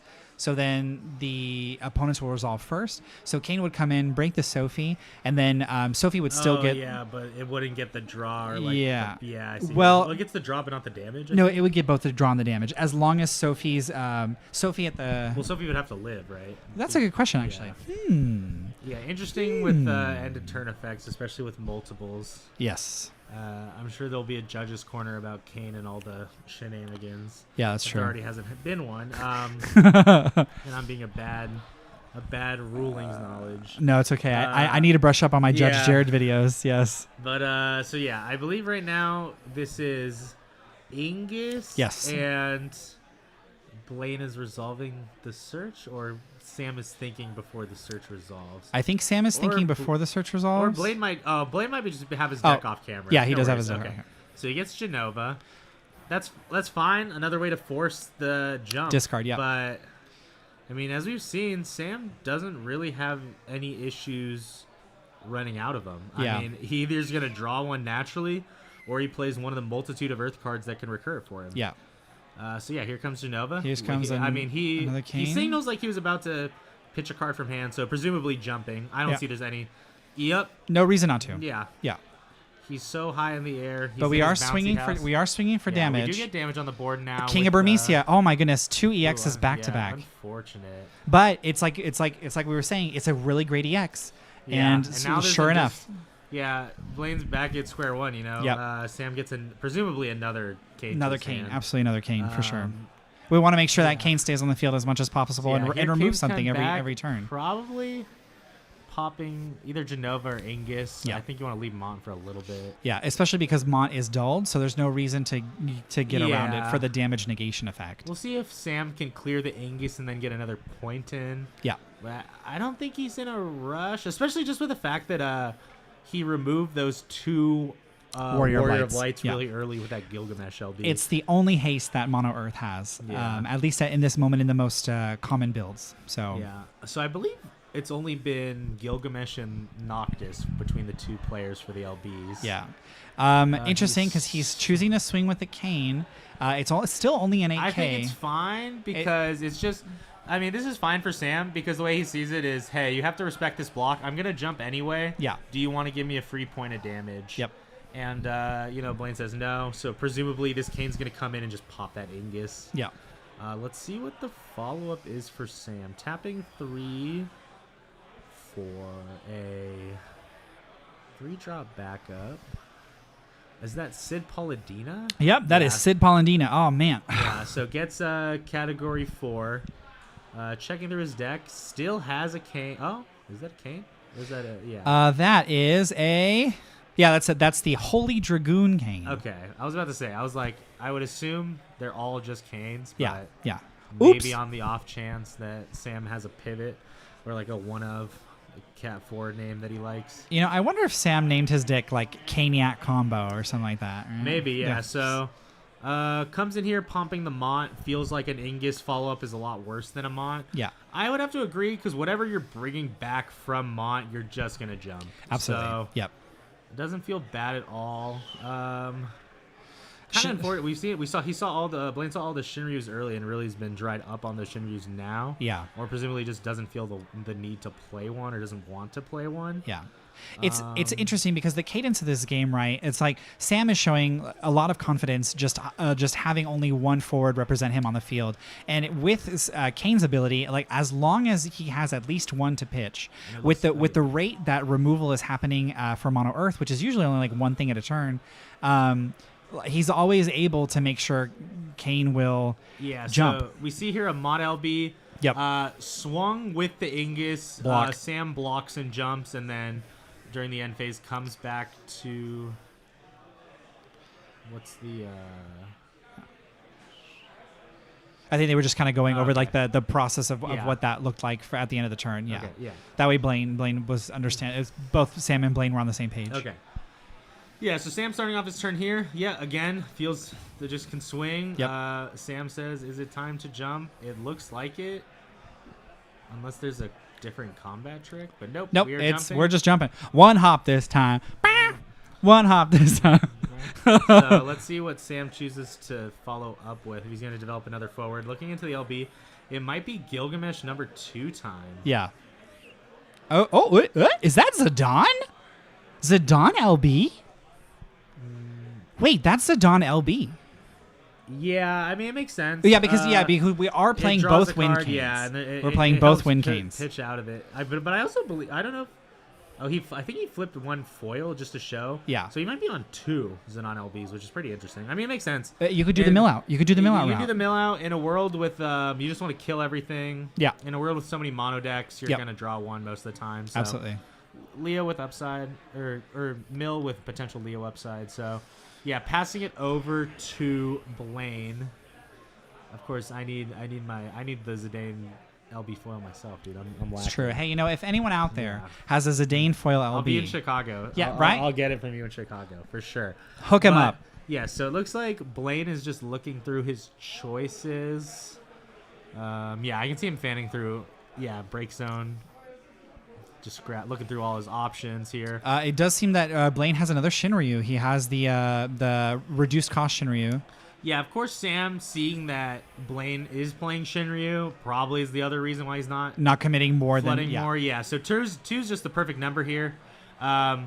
if it's an Emmett line, okay. Luna so that's Freya. Luna Freya, last LB because it's been Noctis, Mott, and Luna Freya. So we see Warrior of Light, Minfilia, Mont, Okay, so Emmett Selk, looks and like then he's choosing I think Mott. Leatherworker. Yeah, we are choosing Mont, I believe. Well, first he is looking through Breakstone before Yeah. making a final judgment, but no burst. So the thing is, it's like, do you do the same play as last time where you go Mont, Une, and then you just get jumped on? Yeah, You could go Mont, Une, bounce Zidane in the backup, and you still force him to jump. true. So then you can at least get rid of the body and make it slow. All right, we're And here we pitching go, 6. So Mont. So we're gonna Mont. Target. Yes.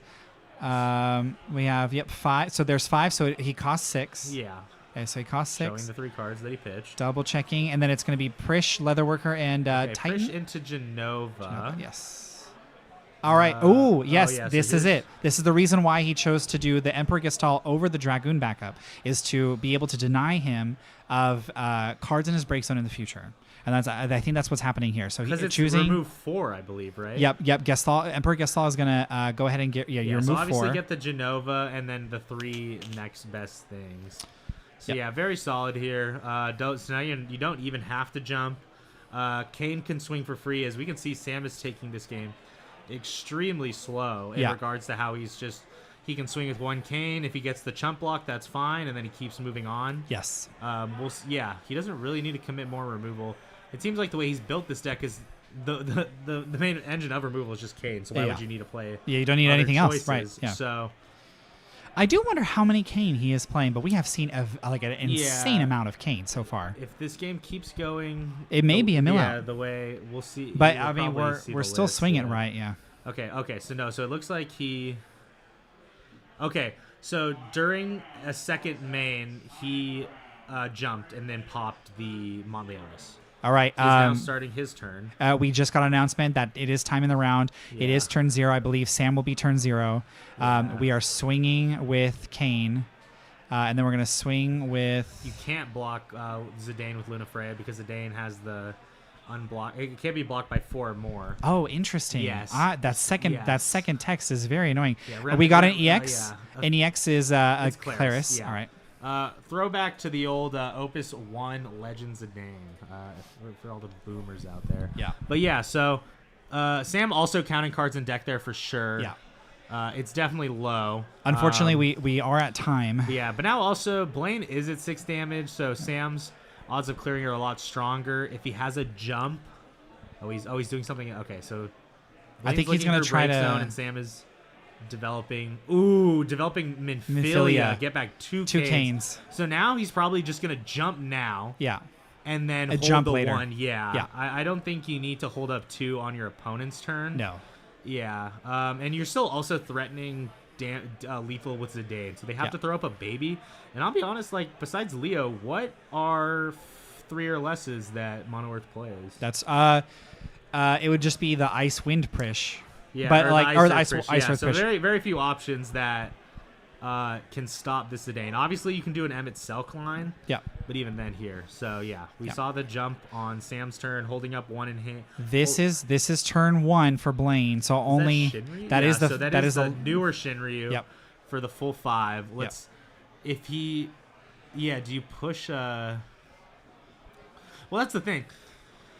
If you S ability, he just jumps. So there's the Yeah, but I will say I don't even think that there's any more Shinryu in Blaine's deck. no, yeah, he goes for Yeah, Emmett Emmett. here. Yeah. So yeah, he feels like his best line is to get Emmett to pop Zidane. You definitely need to kill Zidane this turn. Does Blaine have enough cards in hand? Does he have 3 cards in hand to be able to play the okay, no, he does. He does. Okay, Okay. so if he has Ingus left in deck, which I was looking at his deck. yeah, no, if he has Ingus left in deck, which is Yeah. very small, he's got like Yeah, he 5 has cards. Ingus. Okay. He has Ingus left in deck. Okay. The other thing though, okay, Blaine has like 3 cards left in deck. Okay, I don't know if Sam has the second Zidane LB. Oh. Yeah, so that's another Ooh, option. this So is something that search and yeah. shoot. Well, he's searching first. I don't know if he declared Yeah. the shoot, but okay. So yeah, probably should. Well, you can stack it how you want to, but you do Yeah. have to announce your target first. Yeah. Okay, so he chooses Zidane. Choosing- Final answer.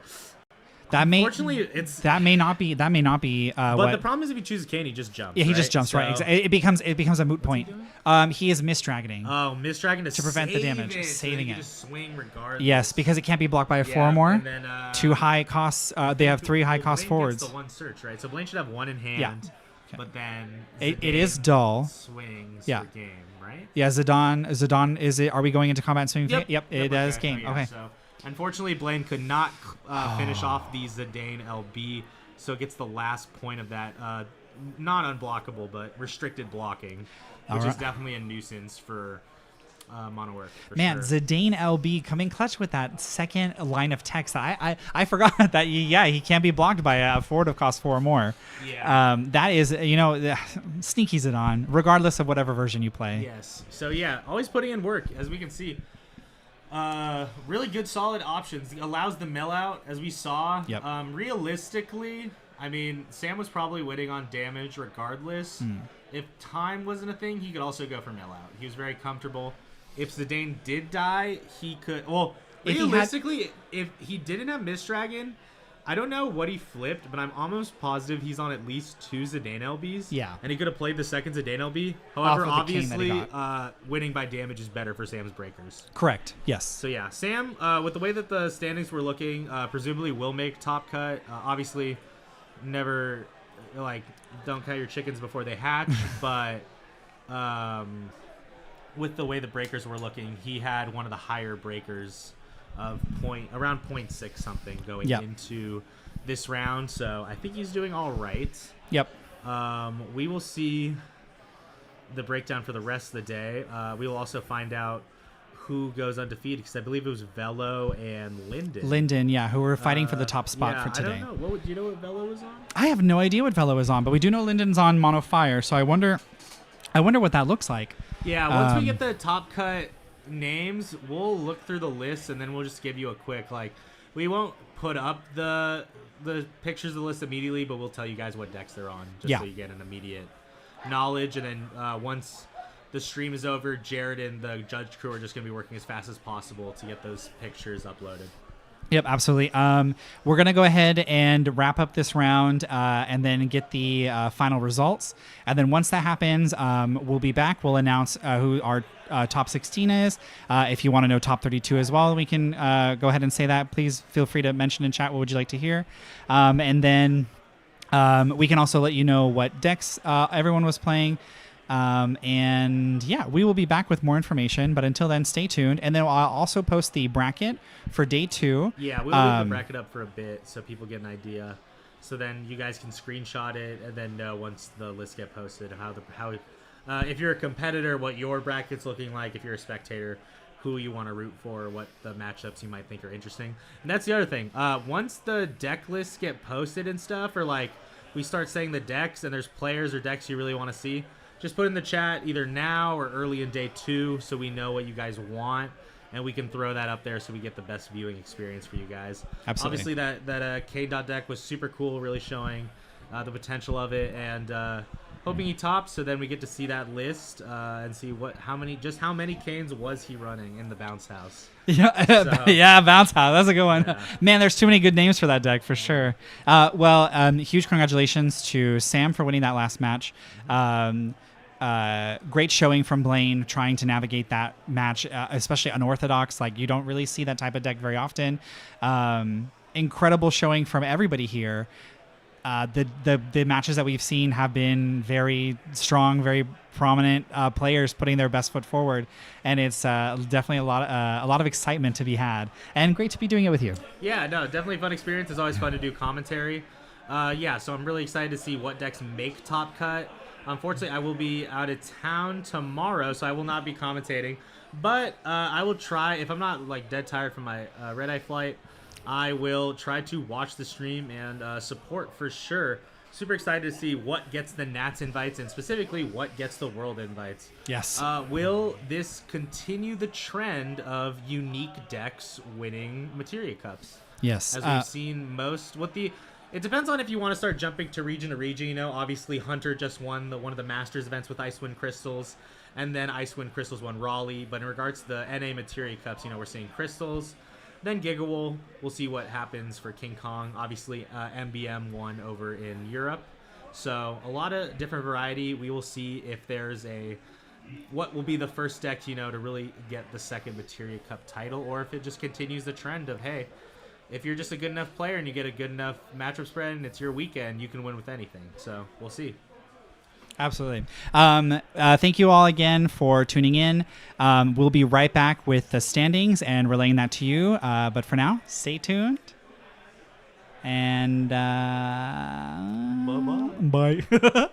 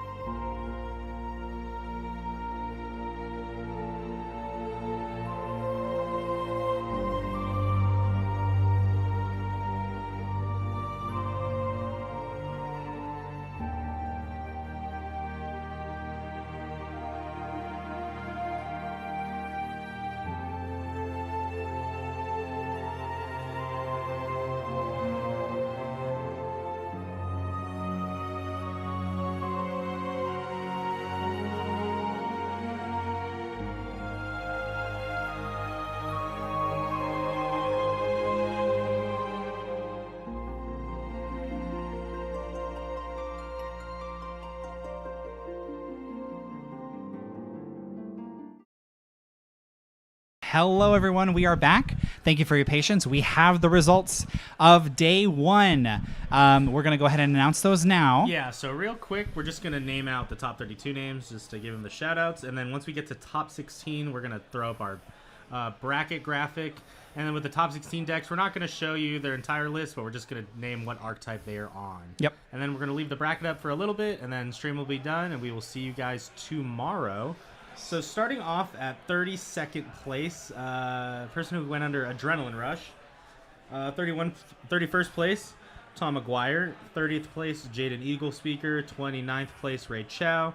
28th place, Ace Benny. 27th place, Patrick. 26th place, Argonite. 25th place, Gojira. 24th place, Ray Grangs. 23rd place, Morgan Harrison. 22nd place, Blaine Morey. 21st place, Corey. 20th place, Sarah. 19th place, Bailey. 18th place, Jonah. And 17th place on the bubble, Azul. Oof. And we will now transition into our bracket graphic. Here we go. Everyone ready? Showing off our top 16. Here is our top 16. Woo! Okay, so as you can see, you can look at the bracket to see how the breakdowns of the players go. The font's not amazing, but hey, it works. I can go ahead and take over for this and then go through the order if you want. Yes. All right, so in first place, we have Lyndon. Lyndon was playing Mono Fire. Yep. In second place, we have Ryan Chen, and Ryan was playing Mono Water Monsters. In third place, we have Velo Fabian, and Velo was playing... MBM. Looks like MBM, yes. In fourth place, we have Ava, and Ava was playing Gigawol, Wool 7. In fifth place, right? Yeah, fifth place. Fifth place, we have Marcus Reichart, and Marcus was playing Ice Wind Crystals. In sixth place, we have Brian Garrity, and Brian was playing Mono Water Monsters. In seventh place, we have Jimmy Jian, and Jimmy was playing, looks like Ice Fire. Yeah, I think it's Ice Fire Warriors. Do I see a typus? I see a typus and a Seymour. Yeah. Yep, it's Ice Fire Warriors. Water Warriors. Yeah. Sorry, Ice Fire Water Warriors. Yes. In eighth place, we have Chris Gill, and Chris was playing Category 8. Yeah, Cat 8. Yes, Cat 8. In ninth place, we have Musa Rahman On Gigawol. on Gigawol, Wool 7. On 10th place, we have Kevin Fung, and Kevin is playing Army of One. In 11th place, we have Estelle Noel, and Estelle is playing Moogle Bounty Mayhem. Maybach music. Yeah, Maybach music. In 12th, this is 12th place now? Yes. 12th place. I'm on Kane, Tribal, Yep. the Bounce House. Yes, the Bounce House, the Raising Canes, the Caniac combo. In 13th place, we have Nelson Allegria, and he is playing Army of One. In 14th place, we have Bradley Whaler, and Bradley was playing Ice Wind Crystals. In 15th place, we have Nate, what was the last name? Nate Romero. Nate Romero, thank you. And Nate was playing Mono Water Monsters. And in 16th place, we have Tien Tran. And Tien is playing... Tien is playing the Mono Water Category 14. Is this the 14 water Cat 14 mono water backups, and then you play the lizard and get the value. Yep, and by lizard we mean Zoralja. Yes. So yes, wow. Okay, we have a very wide, decent spread. Yeah, just for our quick things off the top of the dome. I believe it's 3 mono water decks. I think I counted 2 or 3 crystal decks, and I think 2 or 3 Army of Ones. Yeah. And then I think, Mono Water, if I didn't already say that. So, yeah, a lot of options. There is technically 2 different Mono Water builds. Obviously, Tien's has much more lightning in it. Yes. While Ryan, Nate, and Brian are focusing more on the Golbez Monster build. And then we do have some outliers, of course. We have Cat 8. Yep. The Bounce House trying it out. I think there's only 2 Gigawol in our top cut. So we have a couple pairs. Yep. Pairs of MBM, pairs of Gigawol. pairs of crystals, I believe, because I think it was just Marcus and Bradley on crystals. Yep. So yeah, pretty diverse pool. In Yep. regards to Nat's invites, Marcus, Ryan, and I don't know if Brian Garrity. It's hard to I think tell with the Brian Garrity LQs got that it have with the already. pass down, I Right, believe, right. If I'm not mistaken. Not entirely sure of the LQ pass down or the LQ invites if of those in top 16 have already qualified, but yeah, I do believe at least Marcus and Ryan for sure. Yeah. So that's 2. I think those are the only 2 I see. I don't think Sam has his invite yet, Nelson doesn't. I don't think Estelle does yet. and I don't think Ava does. No, and neither does Kevin or Musa. Yeah. Okay. Well, So yeah. Okay. you never know. Yeah, so two potential pass downs in play. Some notable matchups in the bracket. It will be a mono water mirror of mono water monsters mirror in top 16 with Ryan versus Nate. We will have mono fire versus the mono water with lizard. We will have MBM versus crystals. We will have Gigawool versus Army of One. We will have Kane Deck versus crystals. Wait, no. Well, yeah. Yes. Yeah, Kane Deck versus crystals. Mono water versus MBM. Army of One versus Tricolor Warriors. And then Cat 8 versus Gigawool. So yeah, all a bunch of different interesting matchups. If you just want to pre-fire what matchups you guys think are interesting, feel free to put it in the chat now or tomorrow morning once we start the stream up again. yes. And then over the course of the day, just let us know what matchups you guys want to see on stream. What do you want to see on stream? If you guys want to see more of the mono water deck, if you want to see some new variety. We haven't seen Gigawool on stream yet, so we might want that. We might also want MBM on stream. Might be interesting to see how that deck plays out. Yep. For sure. We're getting some people saying, what is it? Some Cat 8 action, maybe? Cat 8 action And that's potentially. going to be that would be Cat 8 versus Gigawool. Gigawool. That would be so- an interesting one to Cat show. 8 had already been on stream, but we have not seen Gigawool yet, so It's that true. could be a solid one for It's sure. true. Who is the opponent on that one? Is it It's, Ava or Musa? No, it's Musa versus Christopher Gill. Interesting. The other Warrior of Light, or sorry, the other Gigawool matchup is Army of One versus Gigawool. Gotcha. To answer your question, no, Refia is not in Top Cut. I don't think that there was anyone playing. No, I don't think anyone played it. Yeah. So we kind of mentioned it beforehand. Yeah. Refia, great deck. However, it has notably been a deck that Sydney's played for a long time. And the lines he does, it's really impressive, but you also need a lot of knowledge. So if you're not familiar with the deck and have a lot of practice, it might not be something we see as often. True. So it might just be a Sydney matchup and not a deck you see as often. But hey, I don't think it's a bad deck. You know, Yep. if you think you're comfortable, what's the next Materia Cup? Canada or Texas? Ooh, good question. I think the next one is Canada. Yeah, Canada. so Canada. So if you think you're comfortable and you want to learn the lines, or for whatever the next Materia Cup I think is. Is it Pennsylvania? Yeah, whatever. I mean, whatever the next Materia Cup is in 2 weeks, if you feel comfortable with it, Yeah. I think it's a deck that's worth trying out. Because obviously it got second, so it's no slouch whatsoever in forms of performance. Yep. Absolutely. I will note, it didn't convert, but there were a couple charks. I know that. Yeah, hearing some stories about people winning against, losing against. Yeah. So seeing that, what people were trying builds, I heard there was a lot of variety of actually the elements. It was not all people just, Sticking like copying Earth Water. DN's idea or being like, okay, is Tricolor the new thing or Earth Water. I heard there's one that was like Ice Earth Water was interesting. Yeah.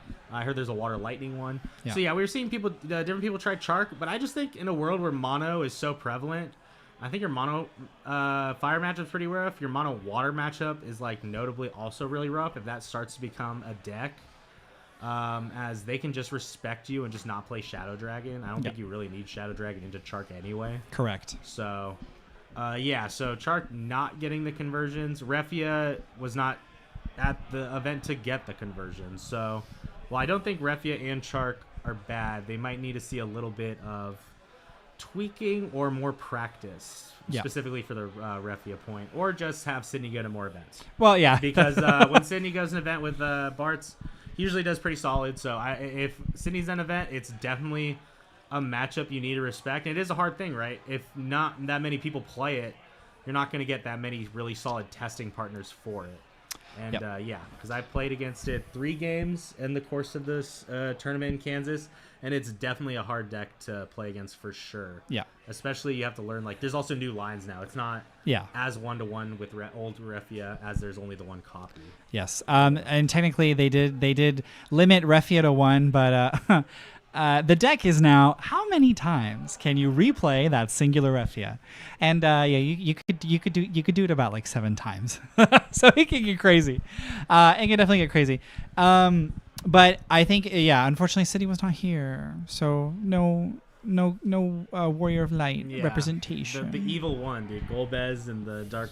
He stole all the crystals, dude. Yeah, there's some more inline top cut, dude. They can fight back against the evil, you know. Exactly. But yeah, so in regards to mono, no mono earth as well. Yeah. So that's kind of shown as, you know, Blaine was trying with the win and in, but didn't convert. True. In that last round. True. So we're seeing that mono earth, you know, is it slowly getting pushed out? Is it not the play? Are there changes that need to be made to the deck to adapt for the current meta? Yep. Similar to how certain decks like Warriors have kind of shifted to mono fire. Yeah. And things of that nature. So it is interesting. Yes. For sure. Yep. I guess up in the air, what deck do you think has the best shot of taking it? Not players. Ooh, that's a good one. That's a good one. I think that a deck that's in top 16 that it's totally represented and is incredibly strong is Wind Lightning Primal's OTK. Oh my god, you said it best, Alex. Yes! People are sleeping on Wind glad Lightning we're on the Primal's same OTK, page. okay? You don't understand. Yes. All right, Ravana? Cracked. Absolutely nuts. Yes. Like, you heard it here first, folks. The lines were brewing in the Bay Area. You couldn't even dream. We are crazy in California. Watch out for Texas. Yeah. Oh yeah. Lightning Primals will make a resurgence for sure. Oh yeah. But no, for a deck that I think is gonna take the World's Invite tomorrow, I think Mono Water seems like a really strong deck to be positioned. Just the fact that looking in the top cut. Obviously, when Marcus and Bradley's lists get posted, we will see if they're running Alexandre, and if so, how many. Yep. And then also we need to see if Linden is on Cloud, and if so, how many. Yep. But with those being the only real monster removal, and again, like with the way the monsters deck develops, it's a very cheap monster, so you don't get that much return in breaking the monsters anyway. So the fact that Top Cut isn't poised to have a lot of answers for that deck, correct, I think it seems pretty solid. Also with the fact that while unfortunately they are paired against each other, that does mean that we're at least seeing Mono Water get top 8. Ah, interesting. So that does give them a slightly better odds to push through and convert. Oh, is it Mono Water versus Mono Water monster? Yes. Hey. No. It's mono. It's the actual mirror. Oh. Yeah, Nate and Ryan are on similar builds. I didn't look through their list, but they could be on near 50s, if not the same 50. Team 58. Flat Earth. But yes, it is a Mono Fire versus the Mono Water Lizard. Oy.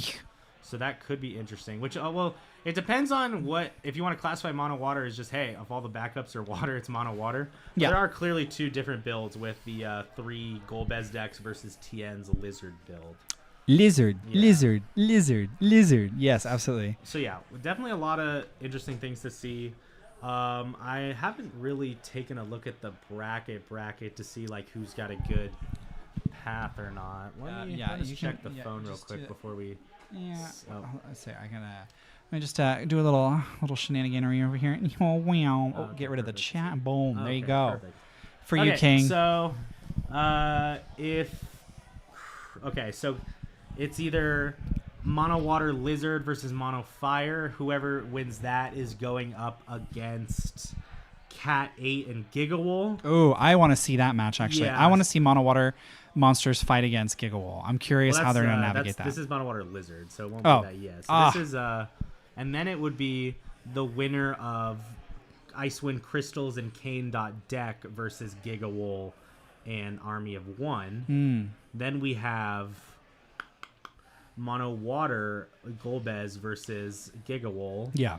would play the winner of MBM and Crystals. Mm. And then the winner of Army of One and Warriors would play the winner of... would just play Mono Water. I see. So it'd be Mono Water versus either Tricolor Warriors or Army of One. Ooh. So not sure how that's going to go. Mono Water feels into either of those decks, but I'm sure we'll find out together. How do you feel about Bounce House against the Icewind Crystals?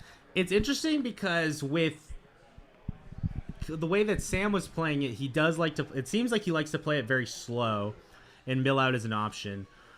Crystals doesn't Draw. plus that much. It's just Bart. So it's the mill out's going to be extremely slow, so he's probably just going to win on damage. Yeah. Kadaj forces discard.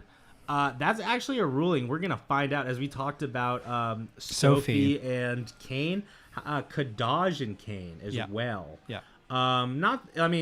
So obviously you would still pitch a Kane to then pop Kadaj, but then you lose out. You would still lose out on cards in hand, I believe. Well, I think regardless if which one resolves first, the auto goes on the stack. The thing that might be... well, there's no stack, but like the auto triggers. Right. I think the thing that will also be tricky is for as many crystals as you have, Kadaj is unlimited in terms of like bouncing a doll forward. And if Kane swings, it's like how many cards? It's the amount of cards in your hand that are Kane versus the amount of crystals that I've accrued. But it also kind of changes how Sam would swing, right? Because originally, and in the Mono Earth matches we saw, Sam would swing if Blaine presented a trade. Yeah. Then Sam could go, okay, cool, I'll just jump. Yeah. However, with Kadaj, if he swings and then you just block with Kadaj, and then you go, cool, jump, then he could, in response, spend a crystal. So he's probably not going to get as many free swings in as he was able to is. before. Obviously, if he still gets enough Canes,